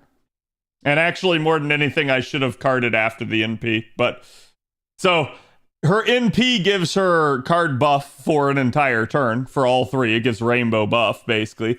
And it's, you can see, yeah, it actually would have made the difference. In fact, why don't I show that to you? Why don't I show that to you, chat? So we ended up at like what, 23k there. I'm willing to bet we kill now with it. I'll be so fucking mad if they make Lippy a skin only. I wouldn't be surprised, but we'll see, because we don't know what they plan to do after this second banner. We don't know, is like they're gonna be a third set, or is it gonna be Ordeal Call 3 specific, or what, right? Like, it's anyone's guess at this point how they manage to operate. I could pop the Mystic Code, but I won't, so that we keep it the same. Yeah, you can see she gets all 3 of those buffs before her NP. It definitely ends up helping out, and she ends up basically just going whammy. So 134, not bad. And then there you go. Killed it easily. Didn't even need the extra attack. So, chat, that wasn't a 20k shift. That was a little bit more. We don't know Dubai's ascensions either. True. They showed both Lip and Chiome for summer art.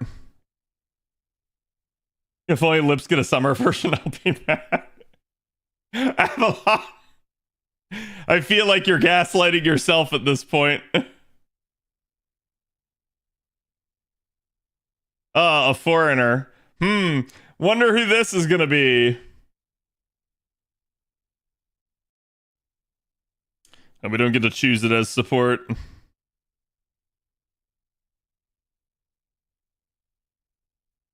And before I die because it's a multi-turn fight.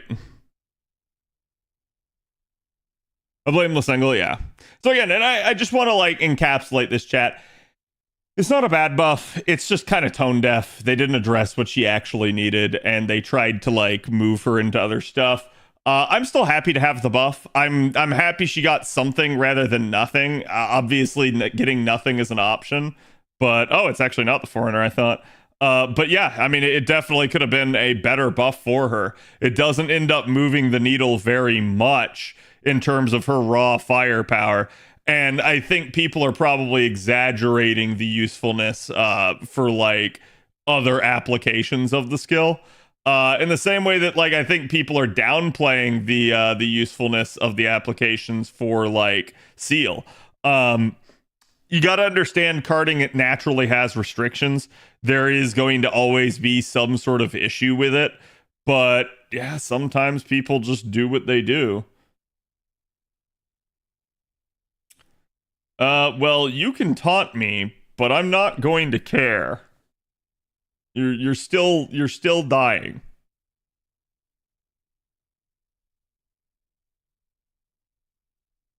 Mole, my beloved, yes. I still think they did an okay job with the foreigners at anniversary, but those anniversary buffs started going off rails, man. I have no idea what they were planning for that. I think too that like part of the issue here is when they start having like again, like no actual like third set. So it's just the 14 units instead of like 21. Oh, you have fun with that. Oh wait, you have sure hit, don't you? Nope. You tried. You tried. You tried, Ezo. You didn't get to decapitate my wife. See what I mean, chat? Like, BB took more damage just getting carded. Also, it's personal now. I don't have to do this, but I'm carding you to death. You're specifically getting eaten by the lion. Asclap definitely needed that. Yeah, like I said, Asclepius is probably the best like support for the 3 stars. So like, I don't know about that buff. That just felt like what the heck. Hokusai needed hers. Hokusai needed hers. I'm more shocked by Abby than anything else. I'm not gonna say that like Abby couldn't have used some adjustment, but yeah, it's like. Again, part of me is just kind of wondering what's going on in their heads. Now, I will say this, chat. Do keep in mind that there is always the possibility that they have a plan. That, like, we've seen it before where it's like, they came out with King of the Cavern.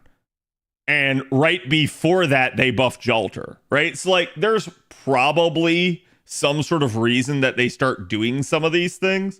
But, yeah, I really wonder at that point. I really wonder, are they only buffing reactively to what they already know is coming, right?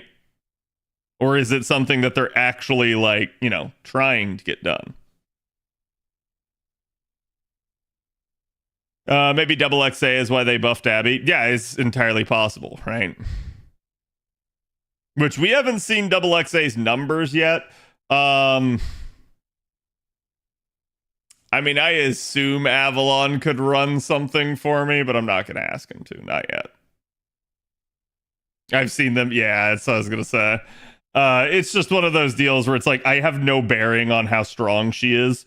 for that sort of thing. 1 out of 4? Huh?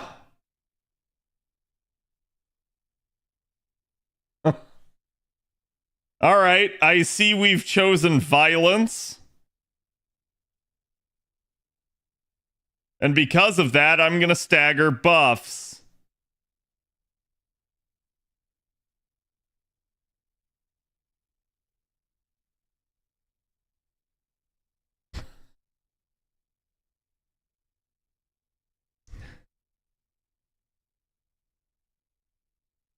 Prime bunny node, yes. The bunny jump helps here. I mean, it would if I could crit a wave down, but if it's all 3 enemy nodes, then I'm in trouble.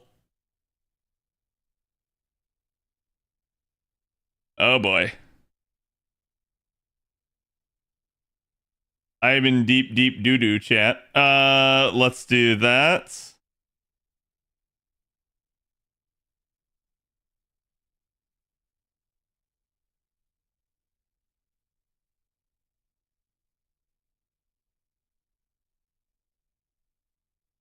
That's not ideal.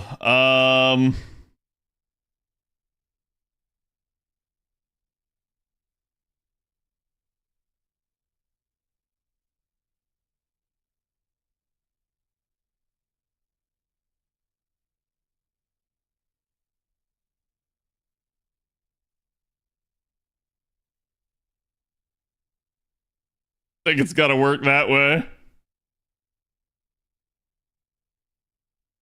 Okay.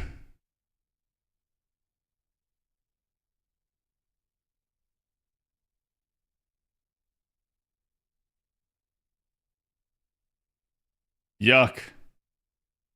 Disgusting.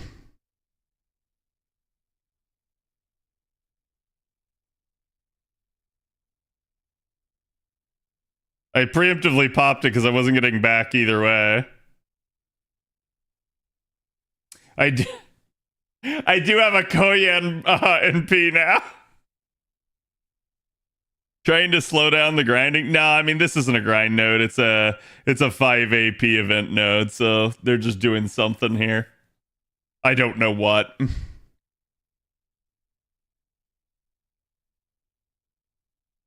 Casil's living human. Yeah. I don't even think I talked about that in the analysis. Oh my god, it's not even a 4 turn, it's a 5 turn minimum. You assholes. All right. 2 can play at that game. I think we do that as well, just in case he instant charges.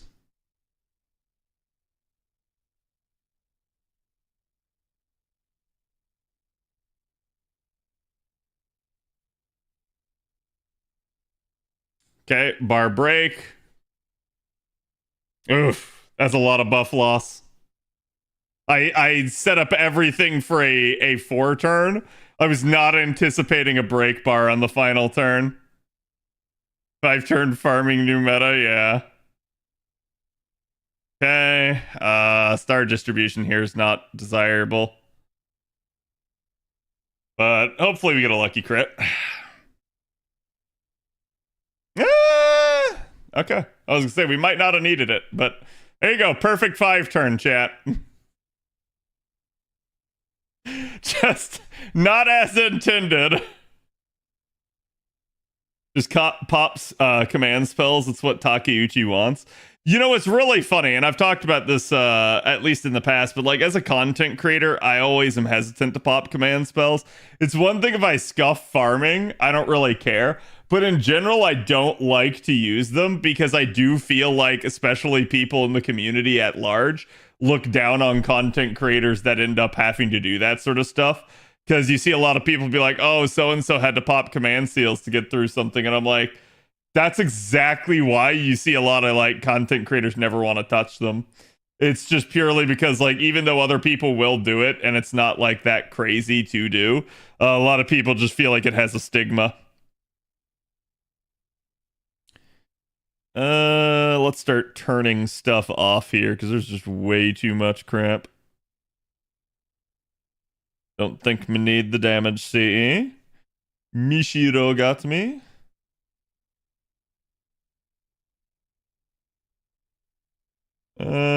Should be able to slot that in. I'm just kind of running a like hybrid setup of 3 and 3. That usually works out well for me when I do this. There's obviously other times where it might not. All right, instead of using her,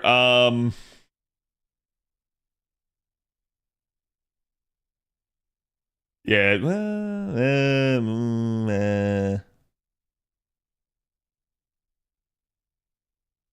why not? I'll just leave it in. We'll just go for it. I think we're getting a 90 star or star free quest this event. If we get a 90 star free quest this event, that's not a good sign. That's a really bad sign. That's all I'll say. Like, I don't want to say more than that. That's a really bad sign if we get it. That is not good for the game. But if it's a moon cancer node, it's still not good for the game. Okay, so let's do it. Boom, boom, boom, boom, boom, boom.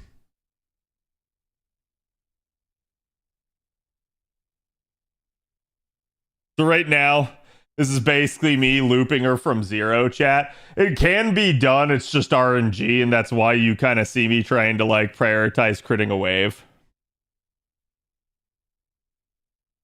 Guessing star nodes are even harder than plus plus. Yes. Yeah, like if they start upping the ante to 90 star, it likely means that internally there's some really bad shit going on. And that's the best way I can put that. That like they're feeling the need, the pressure to basically do that. That is not a good sign if they do. Okay, so I got 5. I didn't get 5 of a kind, but I don't know that this is gonna work.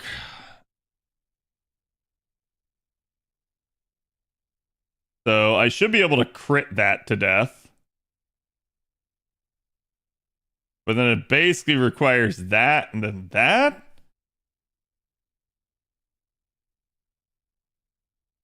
Yeah. I was gonna say, I knew if it was gonna be anything that failed me, it was gonna be the Koyanskaya. Not because like it was any fault of Koyanskaya's, but just because like the card draw was poo-poo. If I had Koyanskaya Buster, that would have worked, but it is what it is. Screw it. Go for 200% overcharge. And we will get to it. That way, even though my buffs are gonna fall off here, I'm going to grow more powerful.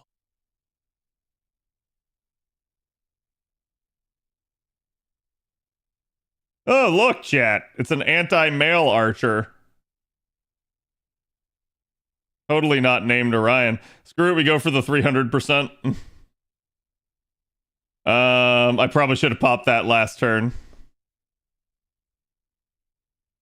Would have worked with the MC buff. Oh yeah. I mean, like, chat, I could just slot Oberon into the third slot. I just haven't been. I'm trying to do this without Oberon when possible. Why do you think it's a bad sign? Because basically, if the devs are feeling the need to up the ante from what are already pretty robust 90 plus plus nodes to now having 90 star as the like ultimate farming, it is a big warning sign that they cannot seem to balance the game appropriately and that they are feeling the need to keep pushing players because somehow they're feeling like we are trivializing even plus plus content. So that's what I'm saying. Like, that would not be a good sign. There would definitely be multiple warning bells and alarms going off in my head if that's what was happening. Too bad only female. Yes. Real quick chat. Let me do this over here, and then we will do the Shufu analysis. That's next up on the docket. Honestly, the Vitra node is easier than most of the 90 plus plus nodes. I don't I don't know that I agree with that. Only because the HP bloating in the Vitra node, even if you're using Saber, still feels too much. I rushed summer event on an A on the last day because I had no time but still wanted the Valks. When I was done, I realized I had to buy Ascension materials, but I only got one. The question is, will I never be able to level the Valks fully, or am I doomed forever? You're not doomed forever, but you're doomed for at least 2 years because currently the Valkyries have not had a rerun or shown up in the Evocation Festival on JP. We are actually expecting that they might very soon here. So we'll see. We'll see if they actually do get added. But I definitely think it's a issue. But you will not be permanently destroyed. You're just going to have to play the game long enough to see it to fruition. But otherwise, no, there's no other way around it as of right now.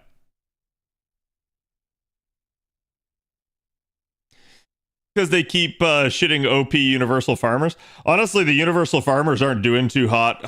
Not in 90++.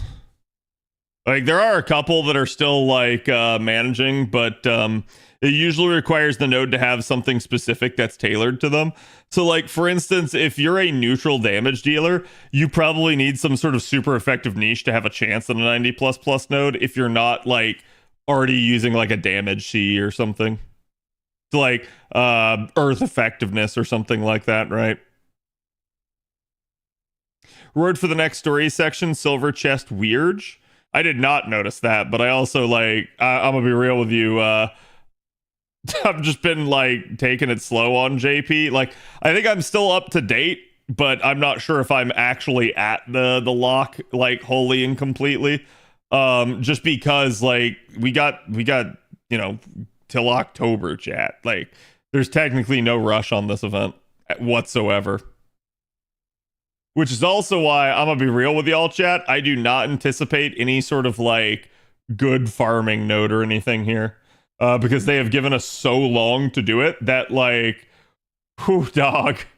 Imagine they gave you an actual lucrative node in the middle of the event that you now have for a record period of time. It's like asking for it on their part. Like, again, this is our first 48 day event ever in the history of FGO.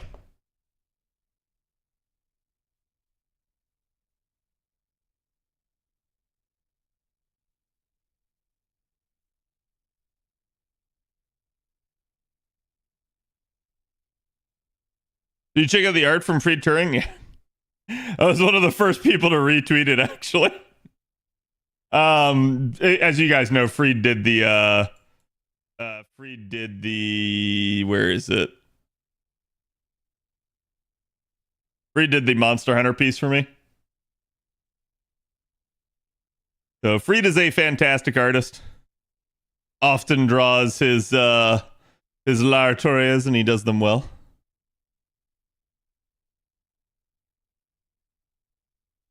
Hope they have other events soon, though. We did get told that there will be at least, like, one other event during the duration of this. I'm not sure what that means. Do keep in mind, chat, that, like, that might just be a campaign. Like, I'm not really sure what they mean when they say event, because it sort of belies the purpose of, well, okay, so you have 48 days, so equal to 4 weeks, right? Wait, is that 4 weeks? No, hold on. No, oh my god. No, that's not 4 weeks. You have 48 days. That's way more than 4 weeks. Let's see. So 21 days is 3 weeks, so 6 weeks is 42. So you basically have, like, 7 weeks, okay? In that time, we know at minimum the first 2 weeks are taken up by the actual event. How do we know? Shit's still ongoing, right? After 2 weeks, we then go into Ordeal Call, which I'm going to say is going to take up, like, usually they give you, like, 2 weeks for stories, so that's probably another 2 weeks. So I'm going to bet that you're probably going to see the event overlap probably with the last, like, 3 weeks somewhere. So Let's see. When did JP start? Was it the 15th? So then, no, sorry, it's the 14th, right? So like basically it's the 28th is Ordeal Call 3. And at that point you'll be 2 weeks in. The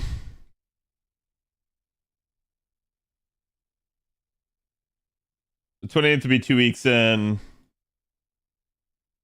4th is 3, 4, 5, 6, 7.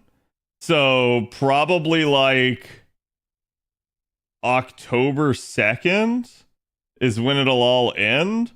And I'm gonna say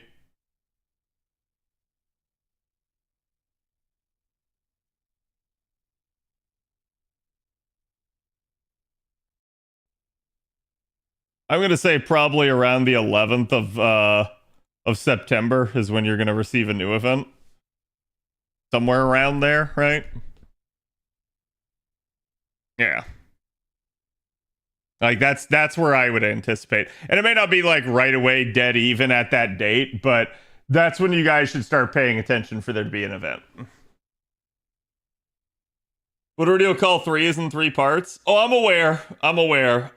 It's just they've said there's going to be an event. So it definitely depends on like how they want to structure things, how they want to space stuff out, but that's what I would anticipate until we get more knowledge to the actual structure and how they plan to play it. That's the best guesstimate I can give you. Because all we know is that there will be event overlap, which is also kind of a first. It's like it's not really, we have had events that overlapped by like a day before, but like it's exceedingly rare. It's not a commonality, and usually that's not what they do.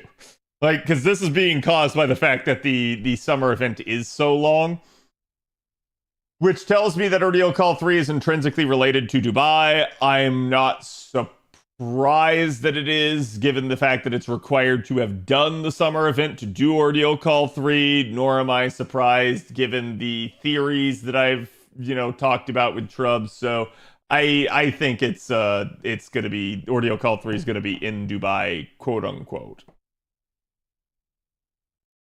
Not Dubai per se. Yeah, that's, like I said, I don't want to get into spoilers or anything like that, but I think it's gonna be there, quote unquote. Okay, chat. Let's talk Fufu. Am I saying it right? Is it Shufu? Or am I butchering the Chinese again?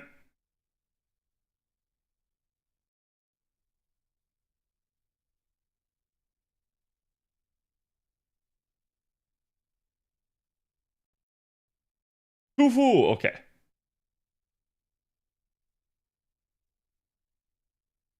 All right, Shufu is one I definitely got to refresh myself on here too, so give me 1 second.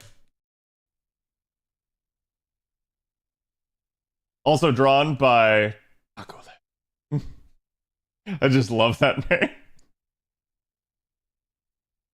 Yep. Yep. Yep.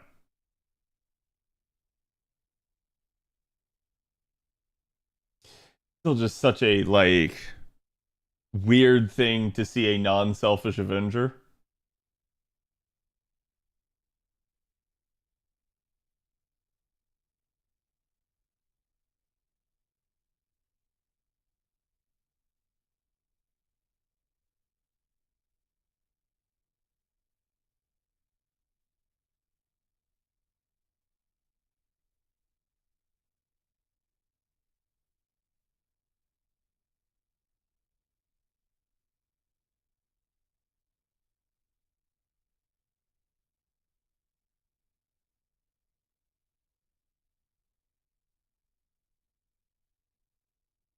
I'm thinking. Just a second, chat.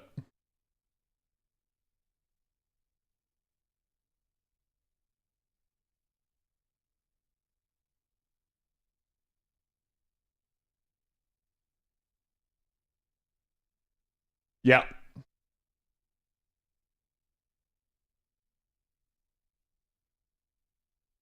Yep. I still that passive just makes me chuckle. Yeah.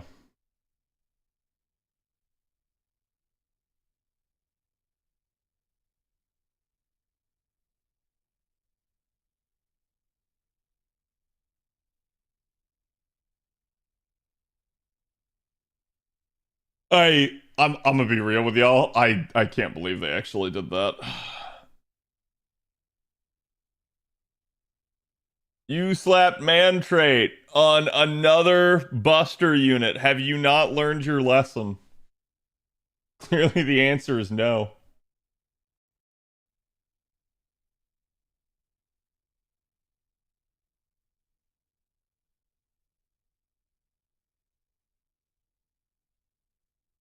Oh, thank you, Avalon. I didn't catch that.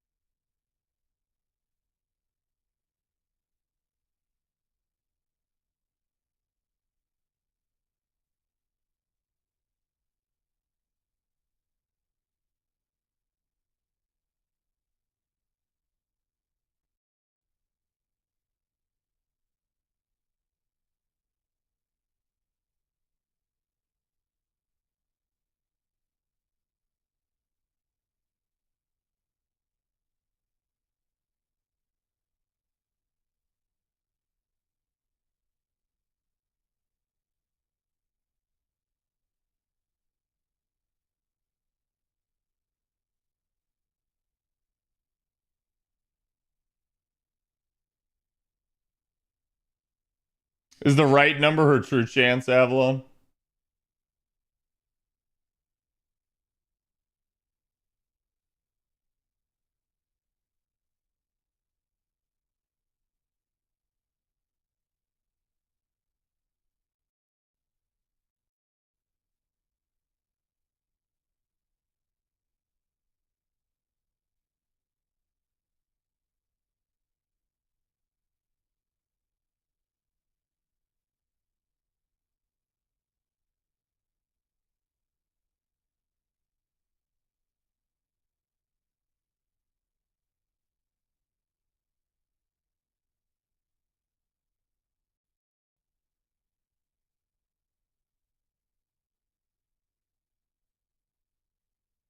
I hate that you're gonna make me show that.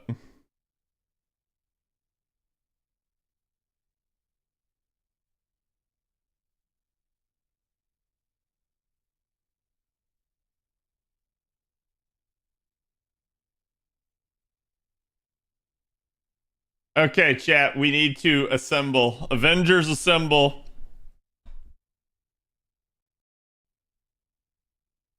Ailment-based command codes.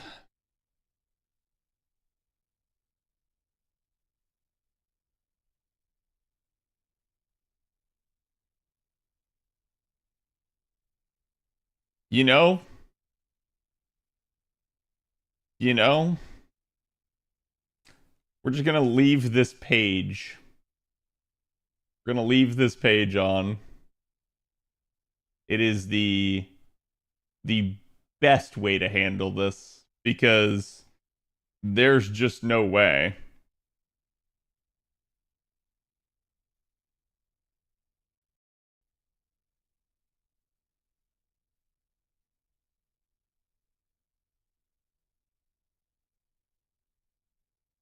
Yep. Yep. Yep. Yep. Yep. Boom boom boom boom.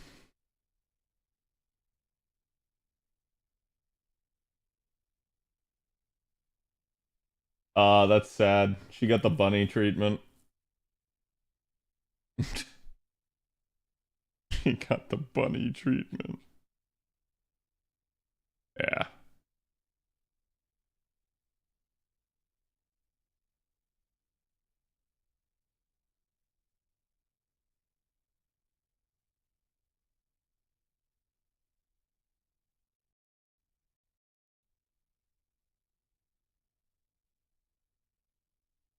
Okay.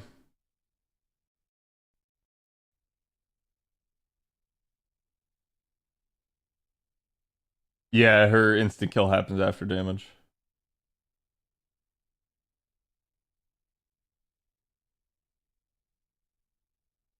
But that she can't get the attack up? No, that shouldn't be the case.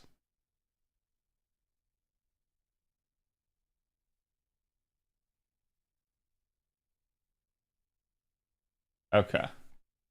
Um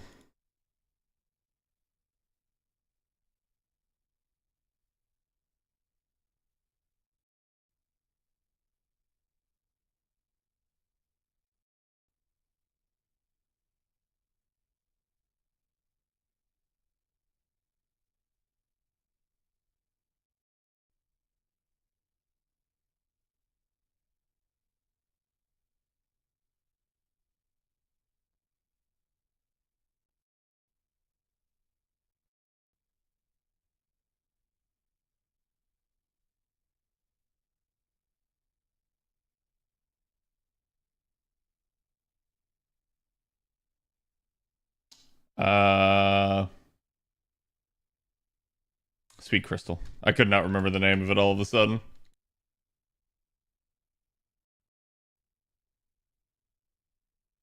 Okay, chat. I think we're good to go. Let's talk Shufu.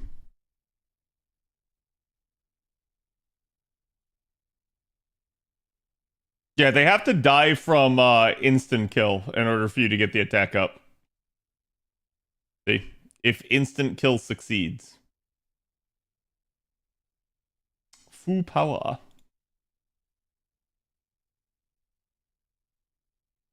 Still find that first form really funny. Hey guys, my name's Khadroth, and today we're going to be talking to you about Shufu Avenger. This is going to be Shufu's new 4-star variant, and she's going to be coming to us with the new summer event in Dubai on JP. So, as it currently stands, Shufu is going to be yet another of the sort of split rate up 4 stars on the first banner. We're not getting the second banner until 2 weeks into the event due to the weird structure of this event, as this will be our first ever 48-day event.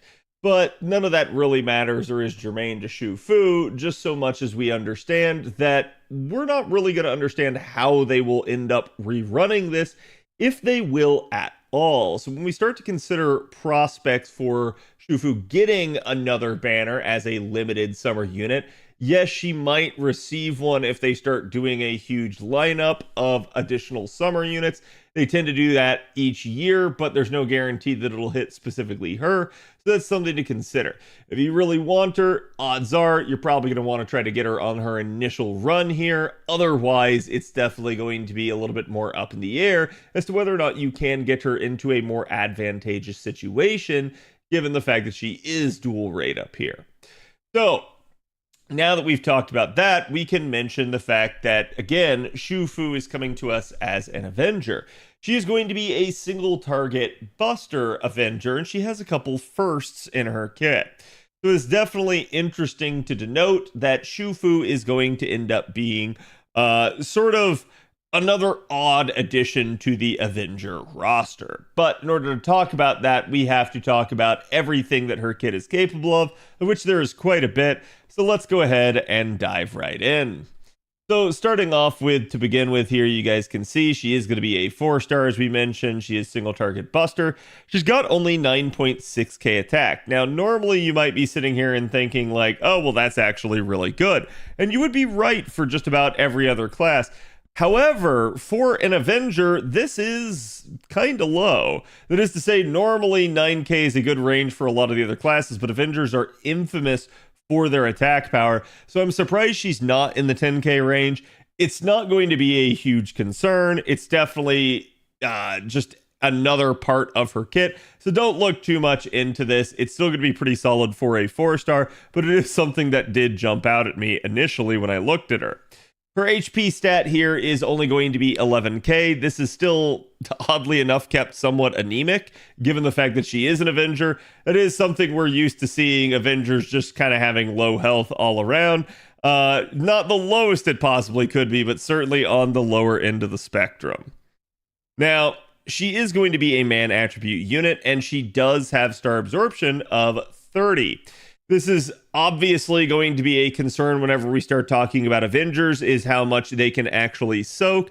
It is not the worst in the game, but I do think it's a benefit to her that she is a buster-based unit, because that means you'll be taking Oberon, Koyanskaya alongside of her a lot, and worst case scenario, maybe you're in a challenge environment and you take someone like Merlin. So at that point, you end up finding yourself just rather inundated with stars, which is usually the easiest way to kind of deal with the star absorption issue that Avengers naturally have. Her star generation rate here is also not good, but that's another sort of commonality of Avengers. And then we get to her NP gain stat here. Now, for this being a buster unit, this is actually quite surprising, but we've kind of seen them do this with several of the units already here of late on JP. So we'll see if that's going to end up being a big issue. Spoiler, it won't be. NP charge defense here is the standard 5% for our Avengers, and you can see we have a 5.7% death rate, which is not super high. It's actually still quite a bit below the average, but it's not the lowest it could possibly be. Alignment here is chaotic balance. Balance is a very good one to have because it's very difficult for an enemy to exploit against you, and gender is female. Her basic traits, she doesn't actually have a lot. It's just going to be Hominide Servant, Humanoid, Normal Servant, Summer Mode Servant, and then Weak to Intima Elish. So really not a whole lot to go off of other than the fact that she is a female.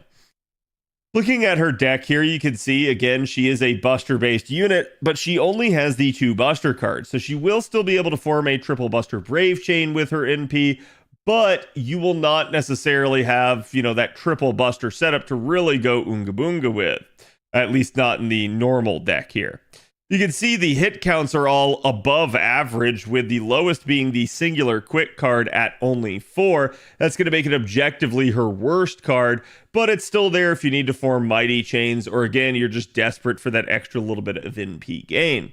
Honestly, the 5-hit arts card is going to do a ton for trying to counteract the 43% NP gain rate, so she's going to do quite a bit of NP gen regardless of really that actual NP gain stat, just due to that sheer amount of hit counts.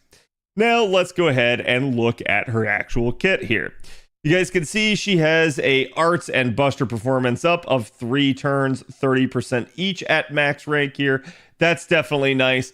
However, it is paired alongside her charge skill of 30% as well. The good news is there's no real reason that you would need to separate these too much, so this is a fairly solid setup. It is on a 6-turn cooldown, which makes it not only possible to get it on turns 1 and 3 in a traditional Koyanskaya setup, but also should you unlock the 5th append, it will allow you to get it as early as turns 1 and 2. So definitely something to consider, though do keep in mind that the pairing with the charge here is obviously going to be something you would then need to work out. Her second skill gets a lot more interesting. As you can see, she'll charge the entire party's gauge by 10% up front. You don't need to level the skill to get this effect. What you do need to level the skill for in order to get the additional 10% here is the charge to the party's NP gauge every turn for the next 3 turns. This is a delayed effect that's going to go off at the end of every single turn. So again, 10% up front and then up to 10% a turn for the next 3 turns afterwards. In a conventional 3-turn environment, you won't get the last tick of this, but in a challenge environment, you should definitely be able to make good use. And it is an interesting aspect as, again, you'll see that she basically can combine up her charge effects to a degree, but we'll talk about that when we get to her actual charge structure and composition structure. Another interesting tidbit here is that she includes the ability to overcharge the party's NP by 1 stage for 1 time over 3 turns.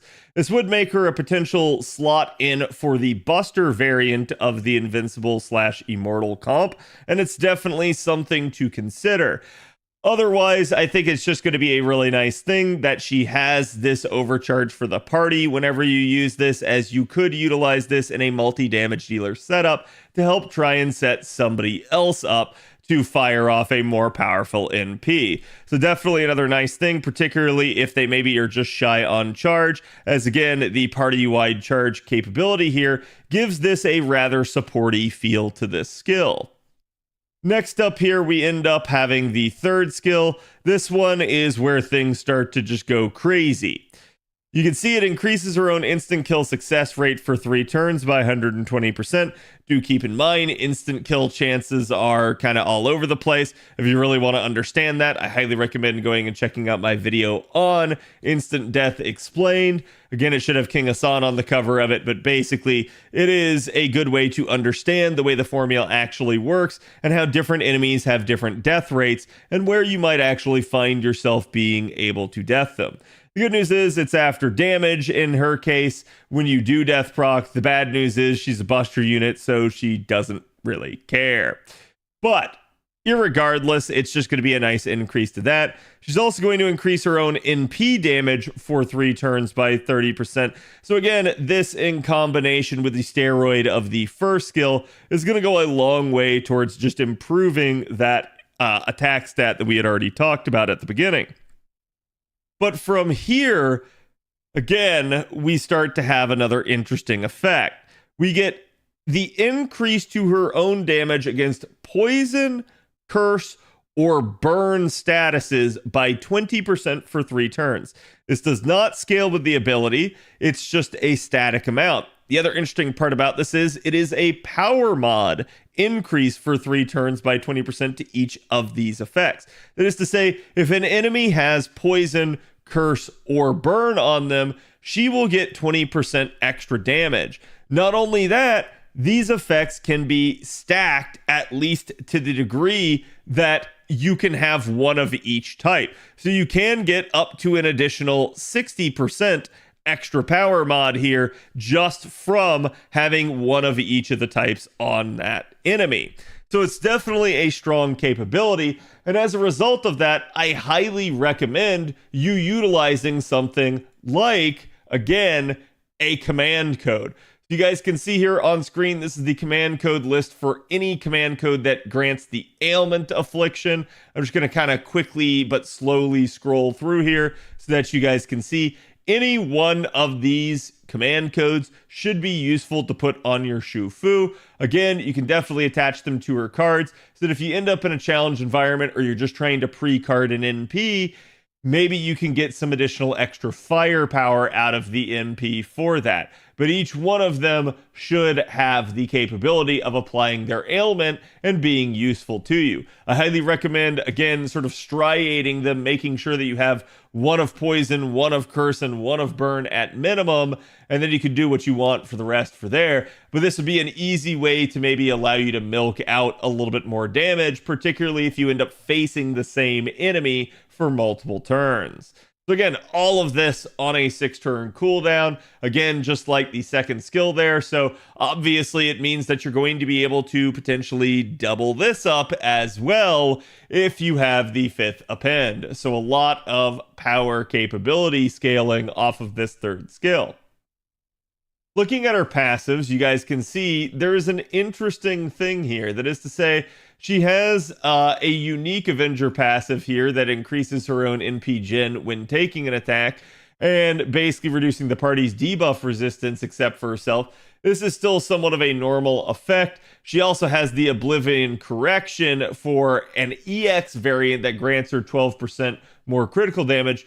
But what she doesn't have is she is our first ever Avenger unit to not have the self-replenishment magic passive. She does not have the actual charge per turn gimmick that so many other Avengers do just naturally have.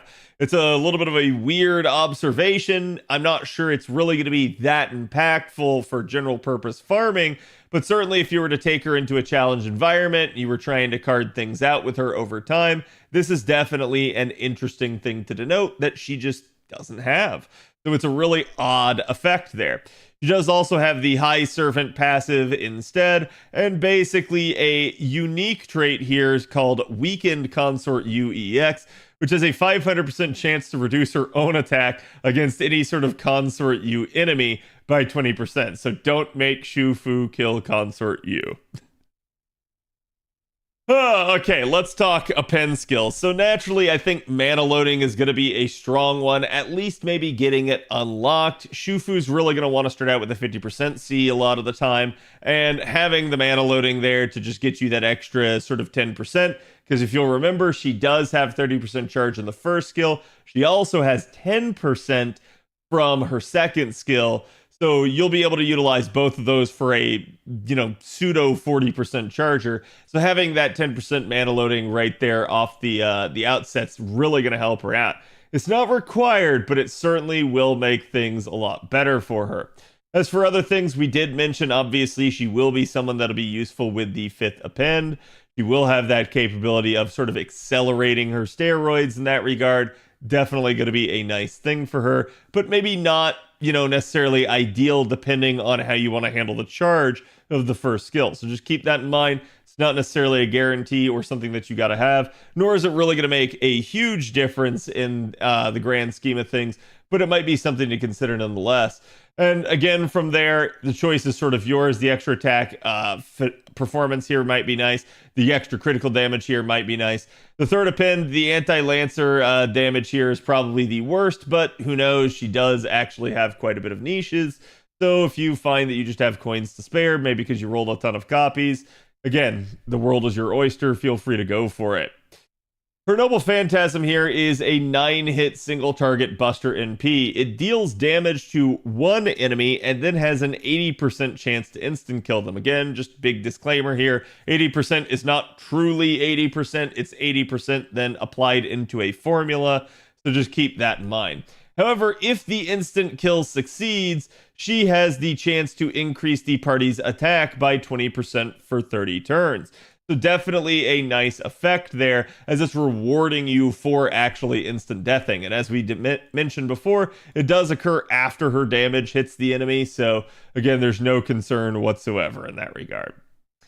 Her overcharge effect is, oddly enough, super effective against the man attribute. So that is really, really strong, and it will combine quite nicely with the extra power mod against the man attribute that Koyanskaya provides. We kind of already saw this with Morgan Le Fay back in the day, but now we have another combination of super effective and power mod man damage. And I'm just going to say, if you're a man-traded enemy going up against Shufu, good luck. You're just going to get walloped. So again, this is a really, really strong effect for her to have. Now, let's go ahead and talk about, craft essence selection and things to maybe consider. So obviously a good 50% C is going to be really, really nice for her being a buster unit. Something like cranking can be really solid. It is all attack scaling. It ends up having 50% NP gauge and NP damage up of 15%, as well as buster up of 8%. It's an old welfare CE, and there are some nice CEs, particularly the damage CE from the new event currently going on, that might also be beneficial to her, since it is both arts and buster as well. Similarly, if you can't get your hand on either of those, maybe after the fact, something like Aerial Drive is now in the JP Craft Essence shop. So make sure you go check that out if you can't get either of those, as this one will just be nice again because of that extra buster synergy, all attack scaling, and 50% charge. But there is another thing maybe missing from her kit, and that's any sort of invuln pierce. Sweet Crystal might make another really nice recommendation if you just need something in that regard. However, this one is in the rare prism shop, but it costs 5 rare prisms per copy. So in order to fully MLB it, you would need 25 rare prisms. It's not the easy recommendation here, but it is something that would be very synergistic with her being a 50% charger. Again, it's totally up to you. If you really need an invuln pierce, this one can be one that you can get without having to gotcha potentially, but it is a hefty rare prism cost. So definitely something to consider as we start to look through more. All right, so let's go ahead and talk about Shufu's actual charge scenarios. Now, you guys can see this is just going to kind of be your standard setup. We're going to be utilizing double Koyanskaya and Oberon to make things simple, because we could talk about a whole bunch of other possibilities here. I think, one, this is going to be the most used, and two, there are a ton of niches to calculate damage for, so we thought, let's keep things simple. Again, you can see she starts out with basically that 30% starting charge plus the 10% from her second skill. It's going to bring her up to 40. She's going to have her mana loading append unlocked. That's going to be 50. A craft essence, that's going to be your other 50. And already you're at 100%. You're going to fire off that first NP. And then again, as you guys can see here, basically for turn 2, you're going to go ahead and utilize both the Koyanskaya charge skills at this point, rotate them out, and then basically bring in one of the, basically an Oberon here. He'll have 20% charge. You don't need it for turn 3, so just go ahead, utilize it here. That's going to bring up to 130% charge, but again, not a huge concern. Fire off the NP. You've now front-loaded your damage a little bit. And as we get to wave 3, you're going to end up having basically the 40% charge from Shufu come back. Oberon's remaining 50% charge here, as well as the 10% from her charge per turn effect that's been going on the whole time. So as a result, yeah, there's 100% charge. You fire off the final NP, and you're good. That is going to be, again, sort of just her easy, simplistic setup. But outside of an actual composition, let's take a look at Shufu's raw damage numbers.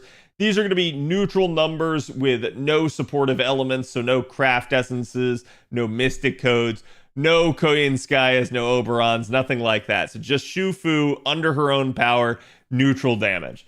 So you can see, obviously, we have the scaling on normal damage all the way up to NP5, but there is the possibility for one of the power mods from her third skill. There's also the possibility of potentially getting all 3 power mods. Then there's the potential for being man super effective and then combining that with all of the power mods. You guys can see this definitely results in a lot of damage scalability, particularly considering this is not excluding any sort of external buff. So really, really nutty already just from looking at that. So let's take a look now at her damage in a 50% damage scenario. And you guys can see this is kind of big. So we're going to zoom in and essentially give you guys what you need to know here. So the top sheet here is basically going to be Shufu with a 2x Koyan of Light, Oberon, level 100 cranking, maxed out Neo plug suit. And then we're also going to have a second anti-man here that's basically going to be just included in Shufu's anti-man because Koyan of Light has that power mod as we mentioned earlier. And then the second one here is going to include potential death procs, which, again, Avalon, I'm not sure how many you included here, but I assume it's for every single wave. So taking a look at this, you guys can see NP1 now in an actual composition starting to do okay-ish numbers. They're nothing truly crazy yet for a single target unit, especially with an Oberon composition. You can see the huge spike here for wave 3, not so much on waves 1 and 2. But then as we start getting the power mods in play, things start to get quite a bit juicier. And then the second the enemy is man traded, holy hell, just with NP1, we start getting pretty ridiculous in terms of that. So again, there, you can see that now all of a sudden we have the possibility of combining up one of the power mods with man, and then basically a one size fits all. These are still neutral numbers, but now they include the craft essences, the mystic codes, and the supports. That's still just scary damage in all actuality, but odds are you're not going to have, everything line up and synergize, especially not in a conventional 3-turn. It could be very difficult for that sort of thing to happen. Still, we thought it would be an interesting thing to at least be able to see the numbers.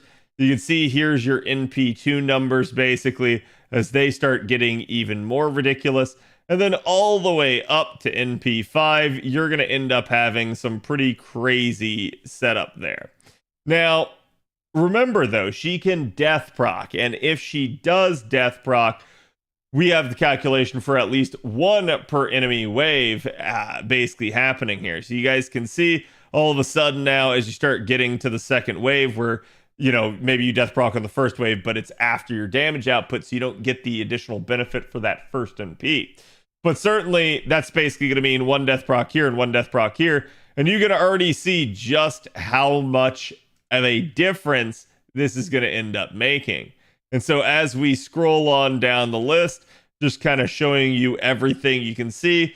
Man, if she does get those death procs, it's going to be huge. Remember, though, she is a single target, so you're looking at like some sort of 1-1-1 node, or again, you going up against an enemy. If you're going up against a like challenge enemy with break bars, odds are you're not going to death proc them. Even if you do death proc, it's only going to handle that one bar. So don't expect to see these types of numbers very often, but yeah, obviously there's a lot of potential here. Now, let's compare her with Summer Heiress. Now, Summer Heiress, thankfully, doesn't have as many niches, but we still have a whole lot. This is going to be her with 2x Castoria Oberon, a level 100 Ocean Flyer, Neo Plug Suit. And again, we apparently assumed the command codes basically for the Cursed Niche for waves 1 and 2, but it is what it is. So you can see NP1 damage here coming out at the 275 mark. Definitely lower than Shu Fu's numbers there, as you can see all the way back here. Again, she's capable of up to something like 385. That's a little bit of that Oberon synergy, but again, there is a lot of potential for damage output even with someone like Heiress. Particularly if you're going up against servants, which as a single target, that's very likely to be the case. And certainly if you manage to curse them and get both, now all of a sudden you've got Heiress having that sort of ease of scalability. Though, keep in mind, Shu Fu does have the possibility of also applying those same power mods. And let's be real, that man trait plus a power mod as well is just pretty absurd and pretty doable in most circumstances. So definitely something that I think Heiress is going to really want to watch out for. Again, there's all of her numbers on the right. Compared against someone like Jalter, though, Jalter still has a whole heck of a ton of damage going for her just at base value. She doesn't have that niche scalability, but certainly if you start comparing man niche here from someone like Koinskaya of Light back to Shu Fu at 806 with just the man trait, we're pretty darn even. You don't gotta feel too bad, but yeah, obviously if you manage to roll and get a ton more Shu Fus, you're gonna get a lot more scalability. Still, you're looking at probably needing somewhere in the like NP3 range to meet her outside of niches. So it's definitely something to consider as to whether or not, you know, which Avenger you want to bring if you have multiple options. Someone like Hessian Lobo, definitely not doing as hot, but Lobo has come a long way. He doesn't have that absurd scalability like Shu Fu does. But again, if Shu Fu's number is 385, Lobo's being 321 is still pretty respectable. And he does have the benefit of just being a permanent unit that you might already have at NP5. So it's definitely something to consider when you start thinking about, again, the Avengers. But then last but not least, we have the Count of Monte Cristo, aka King of the Cavern. He's the new single target form of Dante's that has come out on JP.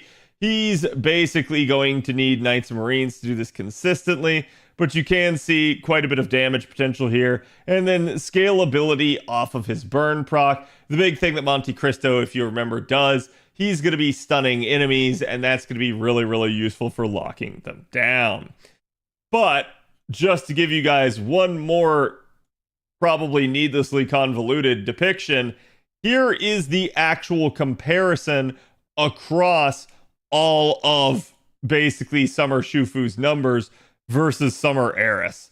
So you can see it's a little bit small here, but definitely quite a bit of raw power and quite a bit of damage potential.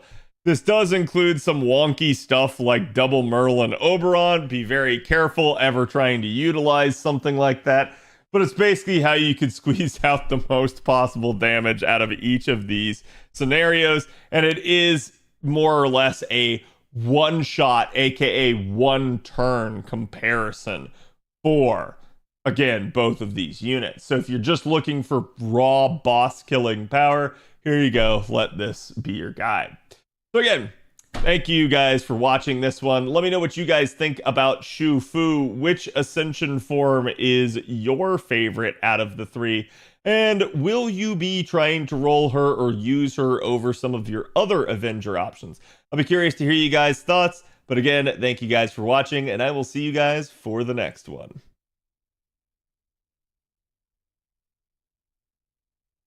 Oh.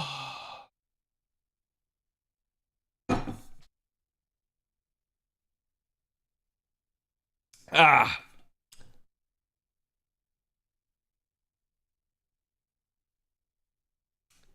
Okay.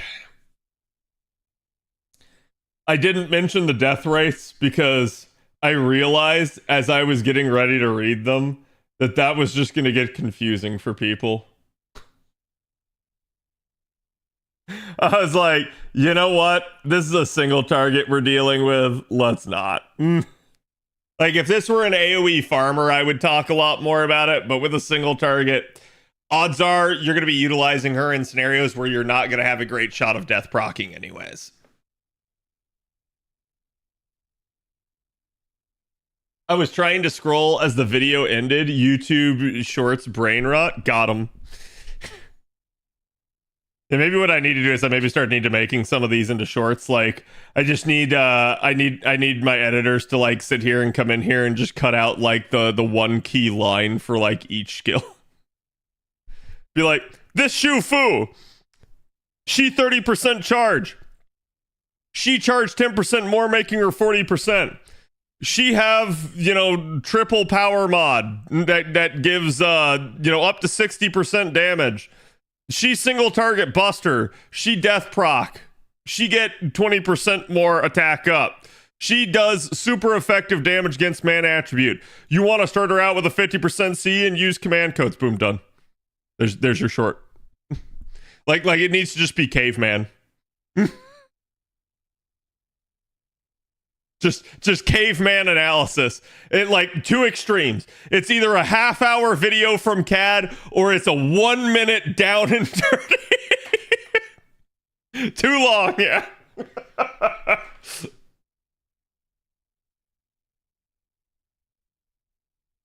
Say she hot, yes. Can the short have spreadsheets? Yeah, sure. Just this one. No explanation given.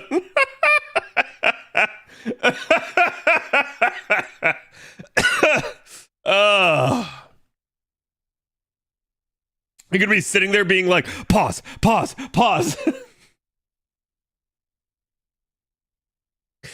Math, exactly. We missing a Kuro here, Avalon? Oh yeah, I know.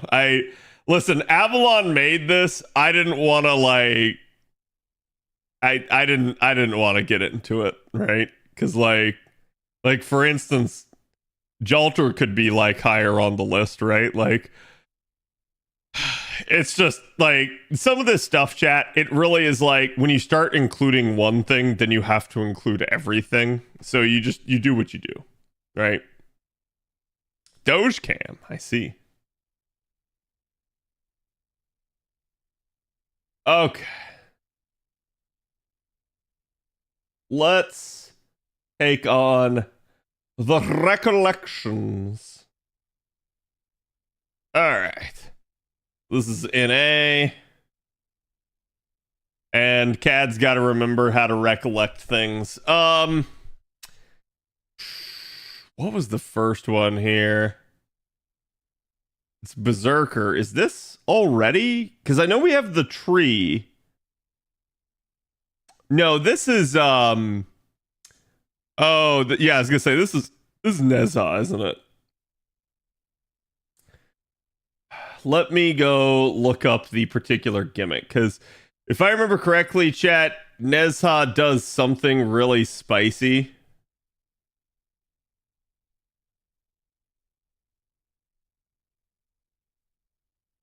Okay, Recollection quest. Nezha deals 10,000 damage to herself each turn. Oh yeah, you can absolutely stall her out.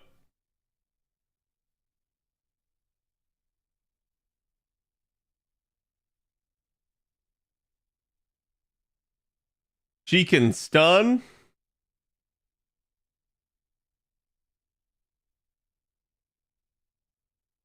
She can cleanse. Okay.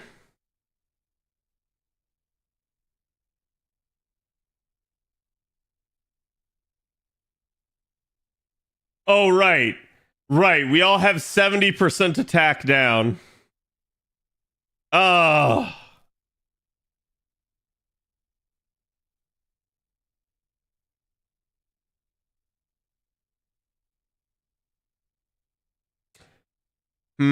How do I want to kill you?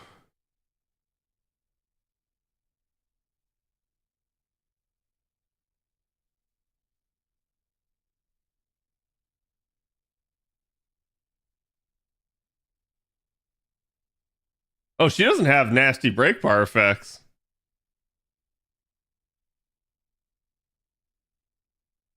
Black Grail double X, that's exactly what I was thinking.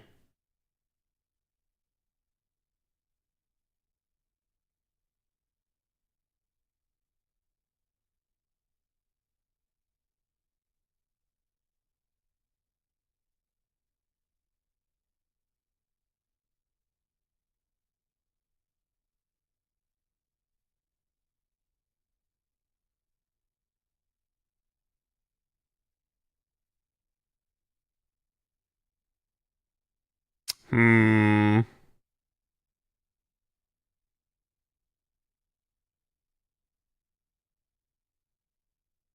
Yeah, I'll leave the QP. I don't actually need it, but I'll leave it. Let's do this.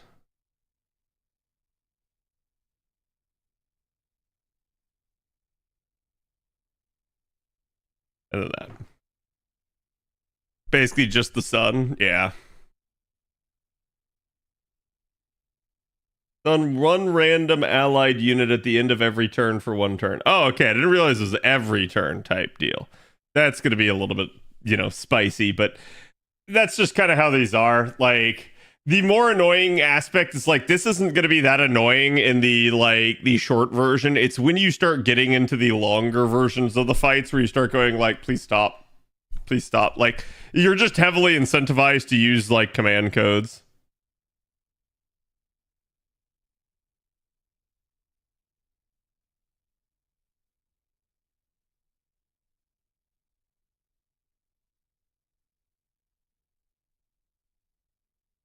Hmm.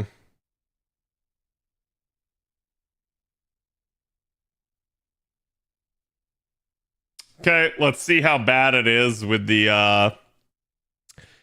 70% attack down. This basically means I got to kill with like 30% of my power, which is not ideal.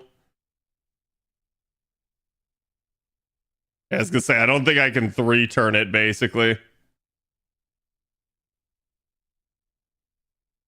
Oh, come on, don't do me like that. Don't do me like that, game. Let's see. Probably, well... Yeah. I just stunned her for turn 2 and killed her for turn 3. You used the old plug suit? How dare you? I did. I mean, I don't blame you. Another costume choice we never get. Yeah.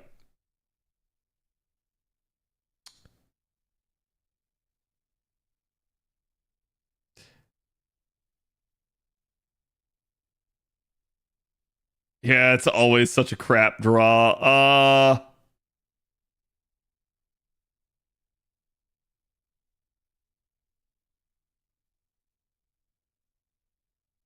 Gonna do that instead. Like, I probably shouldn't, but the reality here is I would just like to bar pop her here first because I think, doesn't it make some of the effect go away? Yeah, she debuffs herself with defense down. So it's sort of ideal. Now, and before she stuns me now.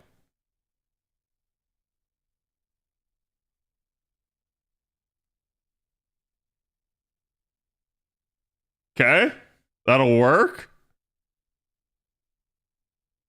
Oh, wait. Yeah, hold on. Does she get less health each time? Oh, oh, okay. Okay. Oh, yeah. God, I should have just done that. Oh, this is nothing then. This is nothing, chat.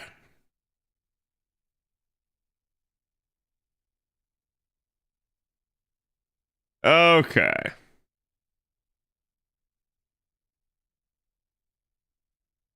And then I think we do that. I'm not going to have the charge is going to be the issue.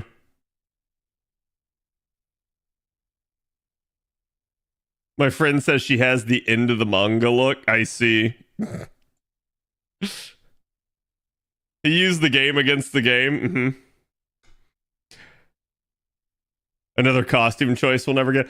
Yeah, I gotta be honest, with stuff like this, I don't get it, right? Because they had to make the sprite. This is all in here. It is literally just a color palette swap. Give it to us. Like, there is no reason not to. You did all the work to enable this, and then you didn't give the community it. Like, it's actually kind of wild that they didn't. It's only offensive debuffs. Well, probably wasn't doing it anyways. The real problem is if she stuns again.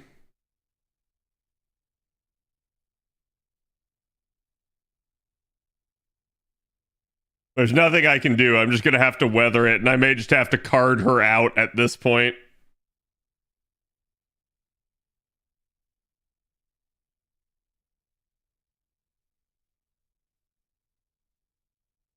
That's nutty that, like, she manages to hit a foreigner that hard.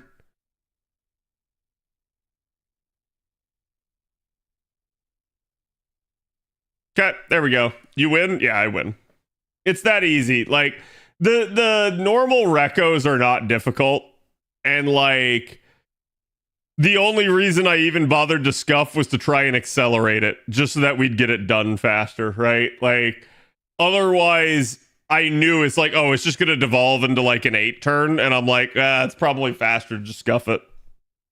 The super echoes? Yeah, the super echoes still aren't like impossible by any means. That comp would have been capable of doing super echo to a degree, but I probably would have rather switched off of someone like Double X there to instead someone more loopable like Squirtoria. And that would have just kind of made it work a little bit better.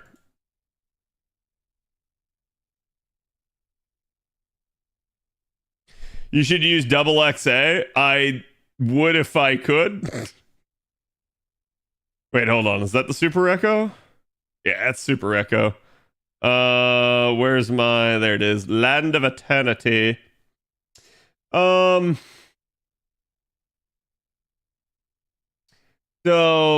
yeah, this has got to be... Or AA. But is it the main AA fight or is it the early AA fight? Oh, this is the main AA fight. Oh. Oh. Does he still have all of his effects?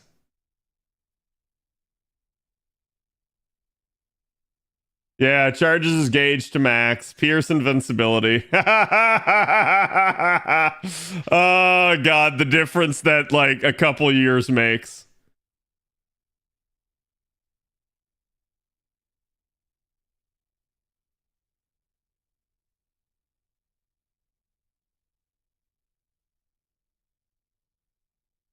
Okay, I mean, he's got like some spicy health values, but we don't have the like debuff that we had in the last one. He just has 30% damage resistance, which is kind of spicy. Livia shits on him. Oh, hell yeah, she does. Oh, right. Yeah, you're forced with Karna. I forgot about that.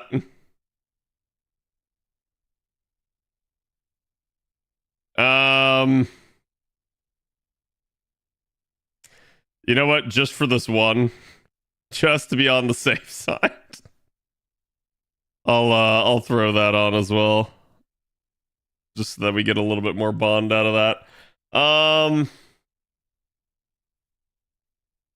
Yeah, the real problem is going to be looping.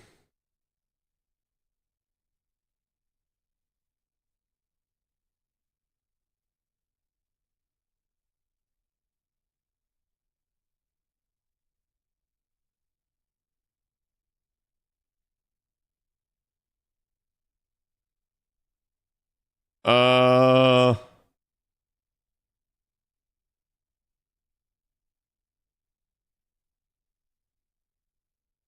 can use Tansi to rotate. Yeah, I'm just thinking here.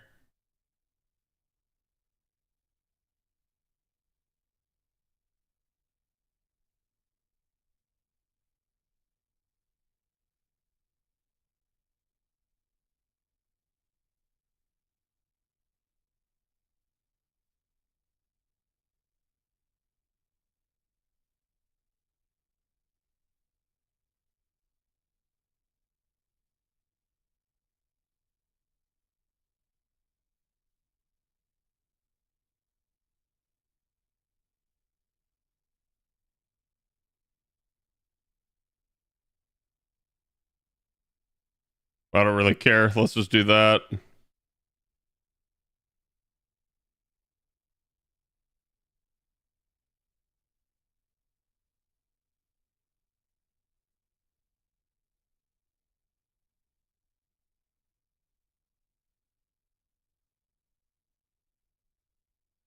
Let's hedge my bets.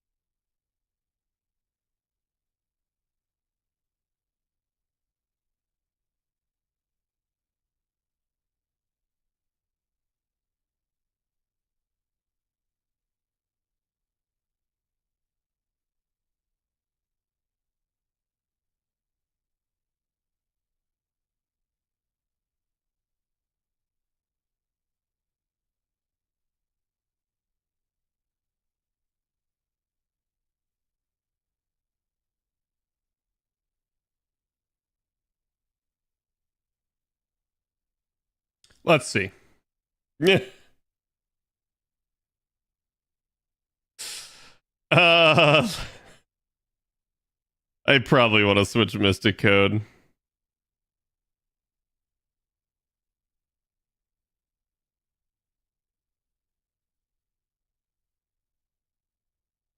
This is stupid of me. I shouldn't do this.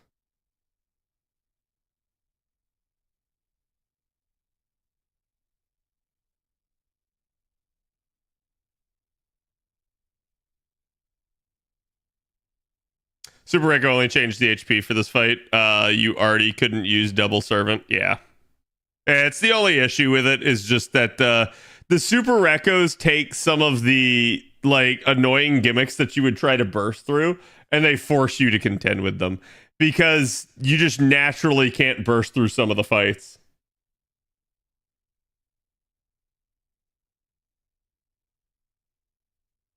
Wait. Oh, okay. I was like, huh? Totally forgot we got this opening.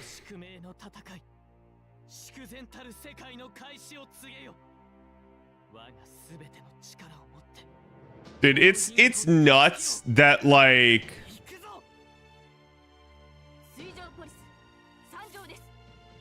it's nuts how long ago this was now. Like it's kind of ridiculous to me in that regard.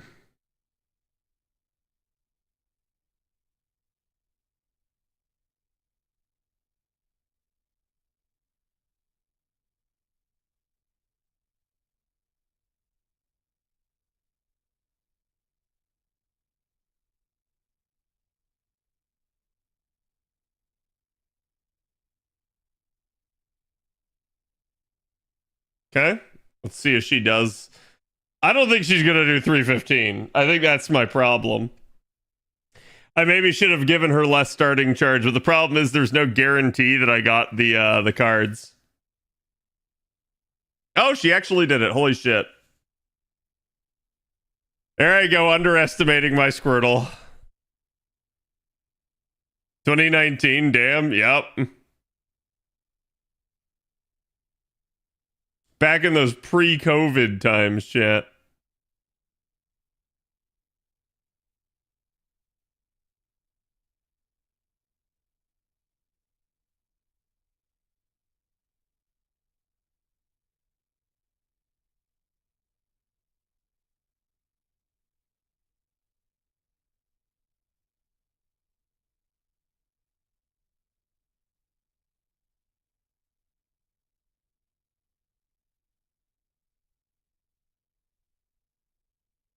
Let's try this. Let's see how it does.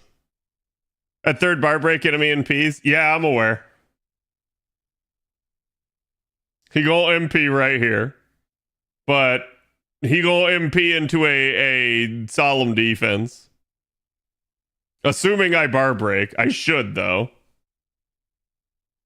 Like, all she did was get stronger here for this turn.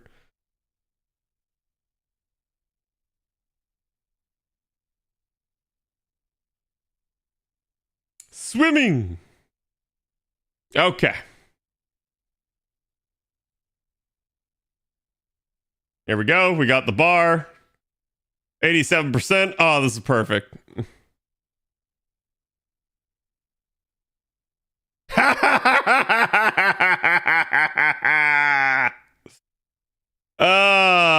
This feels so good, chat. You have no idea.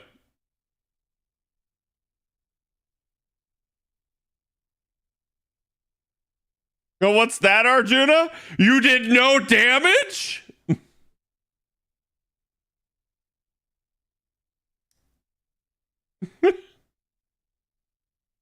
Okay. I didn't even have to use the NP gen. Oh, he's toast. He's toast. Because basically he's not even gonna get his guts. So like normally if you get him down to like 120k HP on the final wave, he pops his guts, and then you have to contend with that. He no even get guts. He dead. Everyone who had to do this fight before Castoria let out a cathartic laugh at that moment. Oh yeah. Oh yeah. Like, it's just because that last break bar was a full charge to max with invuln pierce. Back then, there was nothing more dickish they could pull. Like, it quite literally was just like, there is no counter. Your team will die. The only way was to like pop guts and hope you outlived it. But I mean, let's be honest, he followed it up with 2 attacks, so he's probably wiping the entirety of your front wave there.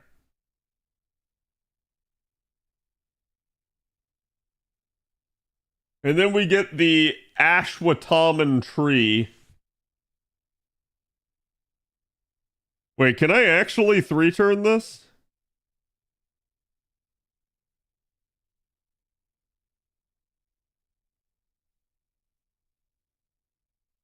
It's 50% damage resistance.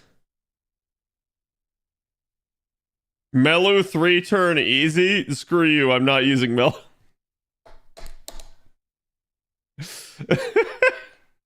Y'all know what I'm gonna use. Let's see. Can I debate this? The middle wave gets worse if I do this.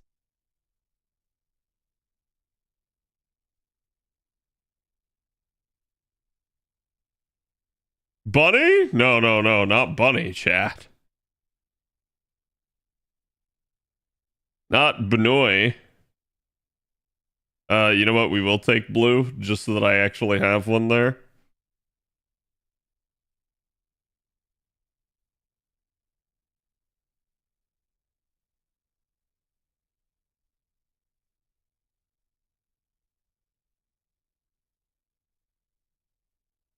He's using Jason? Yeah, Jason. That blonde-haired, green-eyed Jason with big honkin' titties. Da, da, da, da, da, da, da.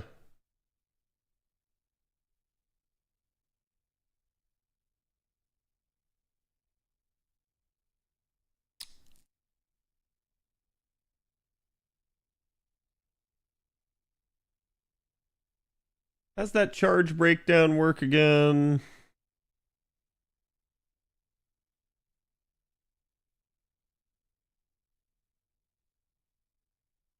Um,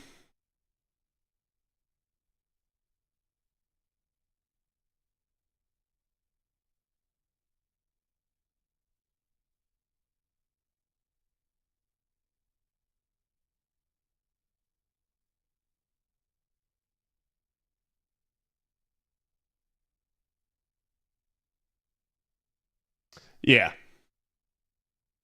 The only problem is the second wave's not as good. Oh.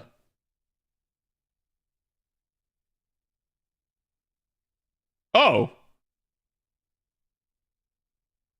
no, that's meta. Okay, sweet. Let's do it. Where are you? My beloved Duke of Flame. Let's go.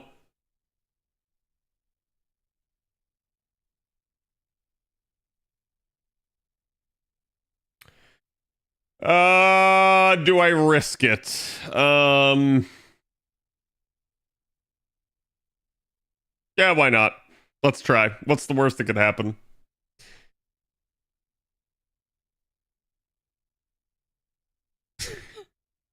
Okay, chat. So, let's see. So, Duke of Flame is a pretty strong CE. It's stronger than using something like Cranking would be for NP damage. My goal here is going to be to try to 3-turn this. I'm going to regret it, and I know it, but we're going to try. Because Wait, can I even beat Ashvataman to his NP? Is that even possible, chat? Or am I, like, imagining things?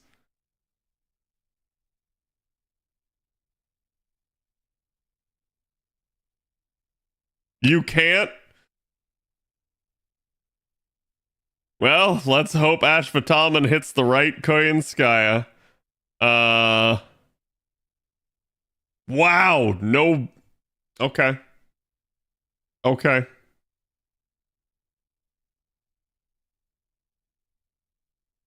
Is Cosmic Tree Spiral either of these things?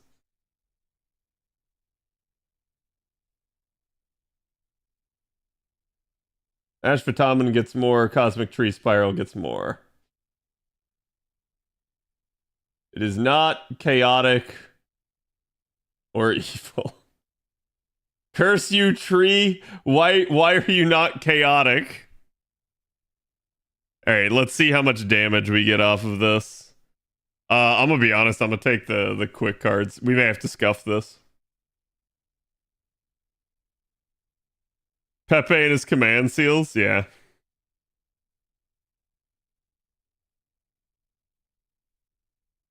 Oh, yeah, I got weight roomed there. Not getting any Buntoria cards right out of the gates, pretty rough. Like you can see, that's just a thing. So I think we scuff and we re-enter because like I think I have to have the cards to 3-turn this. At least for this first turn. The 50% like all damage is like ugh.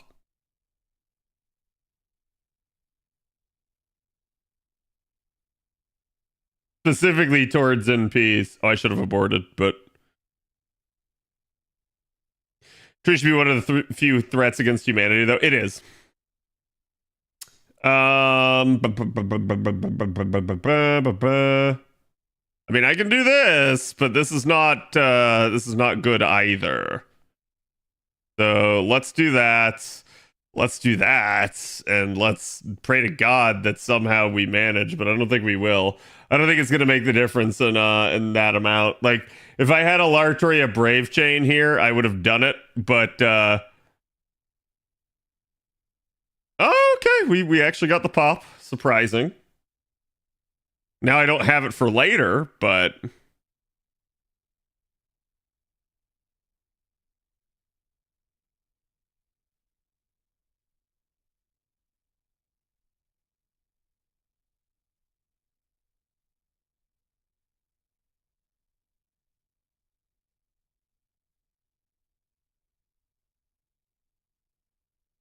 Okay.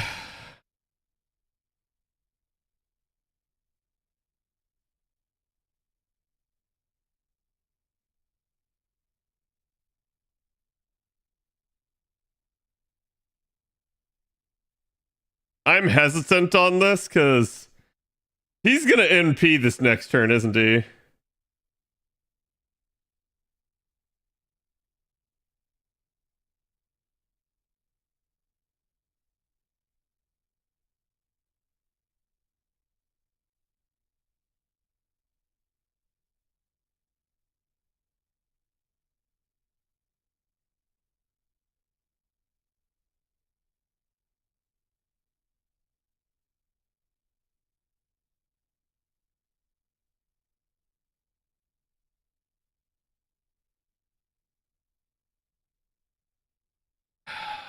I'm just debating how I want to handle this.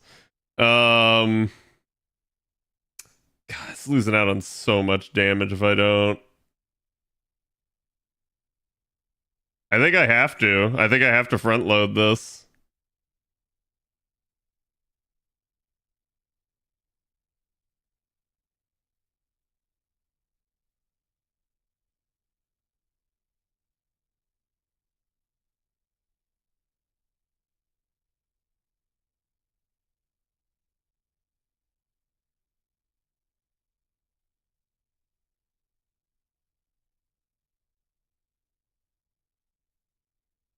Okay, you're chaotic at least.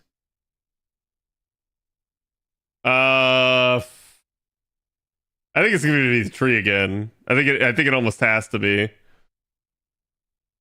think it has to be the tree.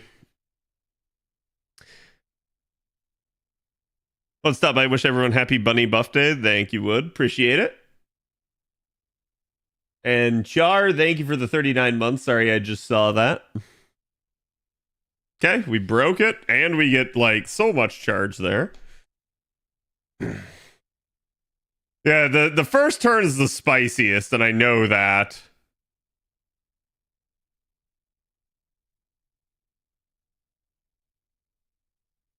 Okay, Ashwataman, you have one goal: kill Mash. I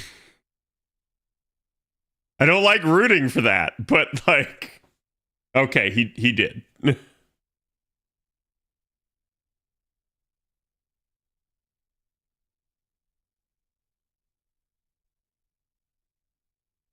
Do what story couldn't? No.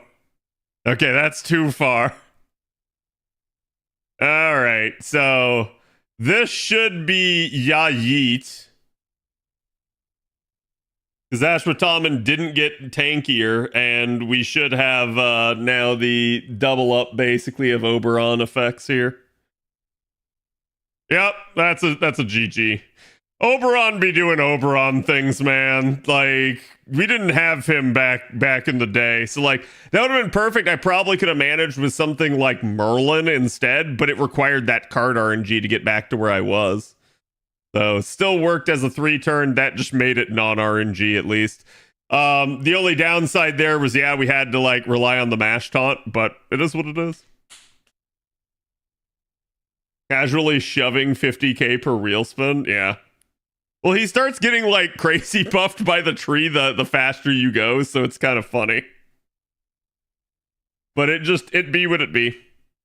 And there we go. We got all the recollections done. Like I said, I'm considering the super recos. If chat knows good, easy strategies to get through them pretty fast, I don't mind, but I think that'll depend on us having the time on a given day.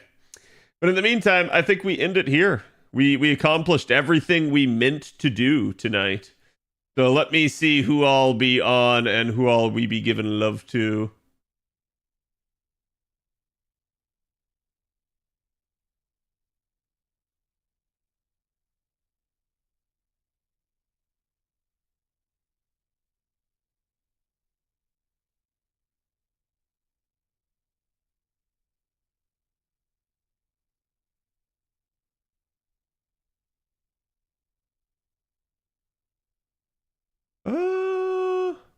Okay, chat. I see Nell on. Nell was kind enough to raid us a couple times, so let's go give Nell a raid. And again, I will be back tomorrow. Tomorrow we have media share night. I think we'll probably also try to go over like maybe something for the upcoming Gouda event. I'll take a look at kind of what's expedient. So that, because like I don't want to miss media share since we've missed it last week. And also Black Myth Wukong is coming out. Actually, I think it came out like an hour ago, so I have no idea how it's doing, but I'll have my eye on that. We may be playing that this week. If not, if it's bad or something like that, I'll come up with something else. But again, go give Nell my love, and I will see you guys for the next one. Thank you guys for being here. Have a good one. Oh, that's the wrong screen. I'm sorry.